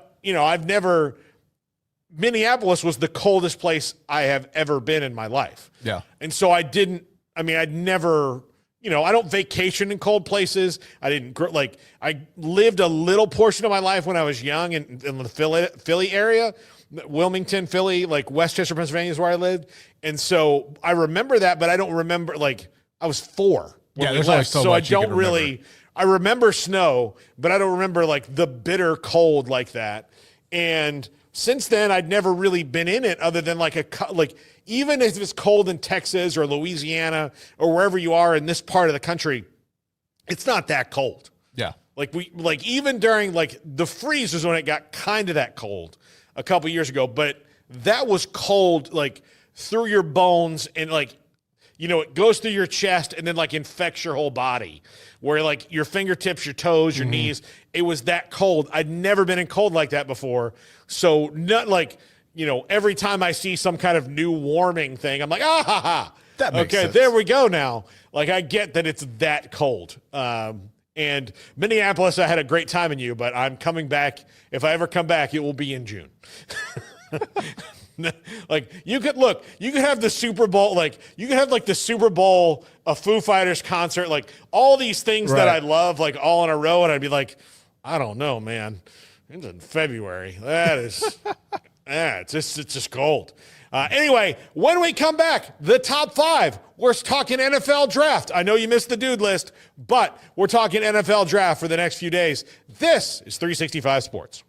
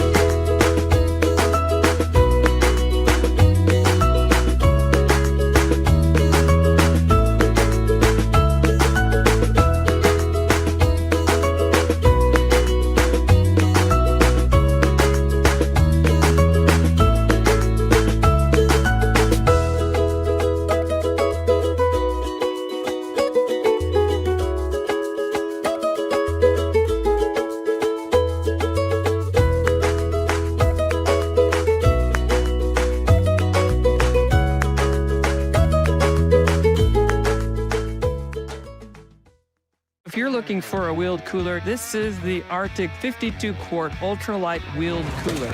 I hauled it on a deck, I hauled it downstairs, upstairs, grass, gravel, sandy road, mud puddles, the whole bit. And I gotta say, it is pretty darn tough. I really do like the wheels and the tow handle. It's easy to hold on to, even when full. It made it 6 full days with ice present, still keeping cool enough temperatures to keep drinks cold.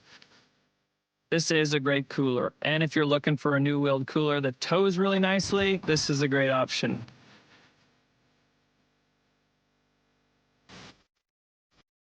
If your business is like most, you need things done quickly. But if you're still tying your critical applications together on multiple shared public networks, you've probably been feeling the slowdown. And that's no good for business. A private UPN fiber network can get you and your business moving at the speed of light. Whatever you need, we can build it. Internet, Metro Ethernet, Waves, dark fiber. We deliver custom private networks and are focused on business customers only. Our next generation 100% fiber optic infrastructure offers you low latency and ultra scalable bandwidth with speeds up to 100 gigabit to run your critical applications. Your connection won't be limiting your performance anymore. It's diverse and scalable, so it can grow and change as your business grows and changes. And with a secure carrier-grade private network, you'll have all the reliability you need. Contact UPN today to learn more. Fast just got faster.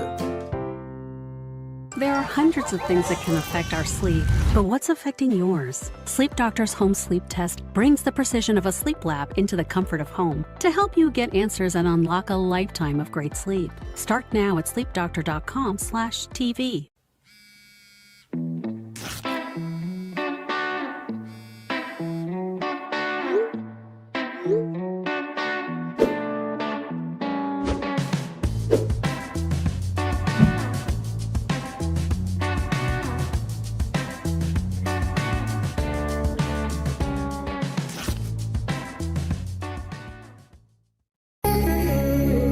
It's time for Paul Catalina's Top 5, brought to you by Texas Beef House. Where's the best beef in Texas? Your house when you order from Texas Beef House. Unleash the flavor of Texas raised Wagyu. From our pasture to your plate, TexasBeefHouse.com. Welcome into Paul Catalina's Top 5, brought to you by Texas Beef House. We're going to dive into draft positions over the next few days. Look, part of this is we need to pre-record because we're going to be in New Orleans next week, and we don't know how the first couple days are going to go. So we're going to have a couple. So you're going to see me back here in this same outfit for a couple days. I don't want you to freak out. I'm not able to teleport myself. I'm not yet. Science hasn't found it yet, but I'll be first in line when they do. They can put a chip in my brain as long as I can avoid the airport. Anyway, top 5 quarterbacks in the NFL draft. Let's dive in. Number 5, Jackson Dart at Ole Miss. He is a dual threat quarterback. He's a big time playmaker. I'm not sure what kind of system he needs to be in to be successful. He's not going to be picked on the first day. He's probably a second day pick. Where in the second day, I don't know. I think in the middle of the second round, towards the end of it. He's a very talented player. Where he fits is up for debate. And although I could see the way that quarterbacks go, if you're someone like Cleveland who doesn't draft a quarterback in the first round and you have the second pick, if you decide not to draft Cam Ward or Shedeur Sanders, could I see them taking a shot on a guy like Jackson Dart? Absolutely, because that's how quarterback goes in the NFL draft. I think I'm just a little on the fence about him, about where he fits. And speaking of on the fence, I'm also on the fence about Dillon Gabriel, but here's what I know. In spite of the fact that he is, if he's 6 feet tall, he is just over that line on the measuring tape. But I know he's a winner. He's won everywhere he's been. He's mobile. He's got a fantastic rifle of an arm, good velocity on his passes, really works well within the team. I don't know what his NFL future is, but if I'm picking top 5 quarterbacks, I've got to pick Dillon Gabriel because of how much he's won in different spots. Is he probably a career backup in the NFL? Maybe, but I don't know. There's something about Dillon Gabriel that I like. Now, most other NFL draft people will probably not rank him this high, and we'll probably have Jackson Dart before him, and that's fair. This is all a crapshoot after all. But the next 3 quarterbacks to me are legit NFL guys. And it just kind of depends on certain factors, where you go, how the system works, all of that. But I think Dillon Gabriel can help somebody. I really do. I don't know. I got a Russell Wilson early on feel about him where it doesn't have to make sense. Like when you look at, how big they are or all that, I just got that kind of vibe from Dillon Gabriel. Number 3, Quinn Ewers at Texas. Now, if you were to, start making check marks of the things you want, a laser rocket right arm, good size, mobility, like not, running, like he's not Lamar Jackson, but he can get away from the pass rush. He can get the ball anywhere on the field. The problem with Quinn Ewers is he kind of hits the ceiling on greatness quite a bit, which is what's going to make him probably a second-round pick. But he's right there. Like he just needs to, I think if he just stays healthy, if he winds up in the right system, he can be a very, very good NFL player given his talent. And again, he's gotten better every year at Texas. He just didn't quite break through into the holy cow, watch Quinn Ewers. He was always really good, and I think he didn't get a lot of appreciation for that because Arch Manning is right there behind him, and the Texas fans and really college football fans are like, just give us another Manning. We love the Mannings. And I understand that. But Quinn Ewers has NFL skill to him. And that's why he didn't come back and play college football for another year. If he really wants to be an NFL quarterback, he needs to go ahead and do that. And hopefully he winds up in a system that will accentuate his talents in a good organization who won't run it into the rocks. Number 2, Cam Ward. And this is really 1 and 1A. But I kind of flipped a coin and I put Cam Ward at number 2. He has just super arm talent, super athleticism, off the charts gamesmanship. I mean, he just knows how to work the offense in big moments. That's all key. Now, there are some things that are sloppy about him, but make no mistake, this guy helps everywhere he's gone win. And that's the most important thing. He really changed the stars of Miami, and that deserves some kudos. And he could be one. Shedeur could be one. It depends on really who the Titans fall in love with the most. And number 1, Shedeur Sanders of Colorado. I know, there's not going to be any more divisive player in this draft probably than Shedeur Sanders, but most of that is just because people don't like his dad or they think he's brash and all these things. And look, showing the watch and all those things, yes, he has got bravado to him. But what I saw from Shedeur Sanders post-Nebraska game this year was a player who grew up every single week and can make ridiculous throws in ridiculous situations.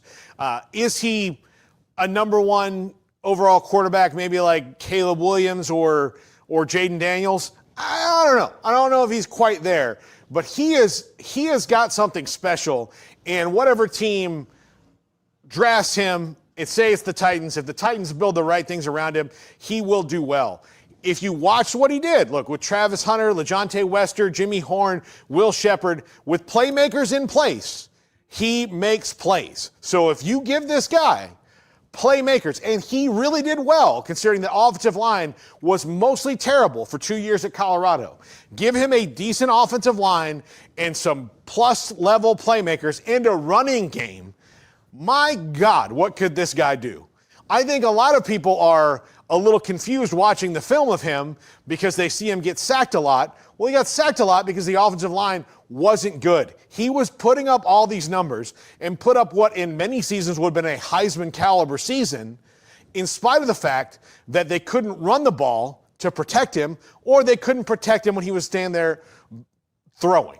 That's a huge deal. If he has been this good with that bad of an offensive line and a non-existent running game, what could happen if you gave him one? Bottom line, take a chance on this. And the genes are good. Maybe the greatest athlete in the history of the NFL sired this man. And you've seen what he can do. Give it an O-line, give him some plus wide receivers, give him some semblance of a running game, and my God, stand back and enjoy the results and thank me later. Or, thank Deion and Shedeur. But you can thank me like 3rd or 4th, 5th even. Just say, you know what? That damn Catalina, he was right. Anyway, that's going to do it for the top 5. That's going to do it for the show. We will see you on Monday live from Super Bowl 59 Radio Row in New Orleans. This is 365 Sports. Catalina out.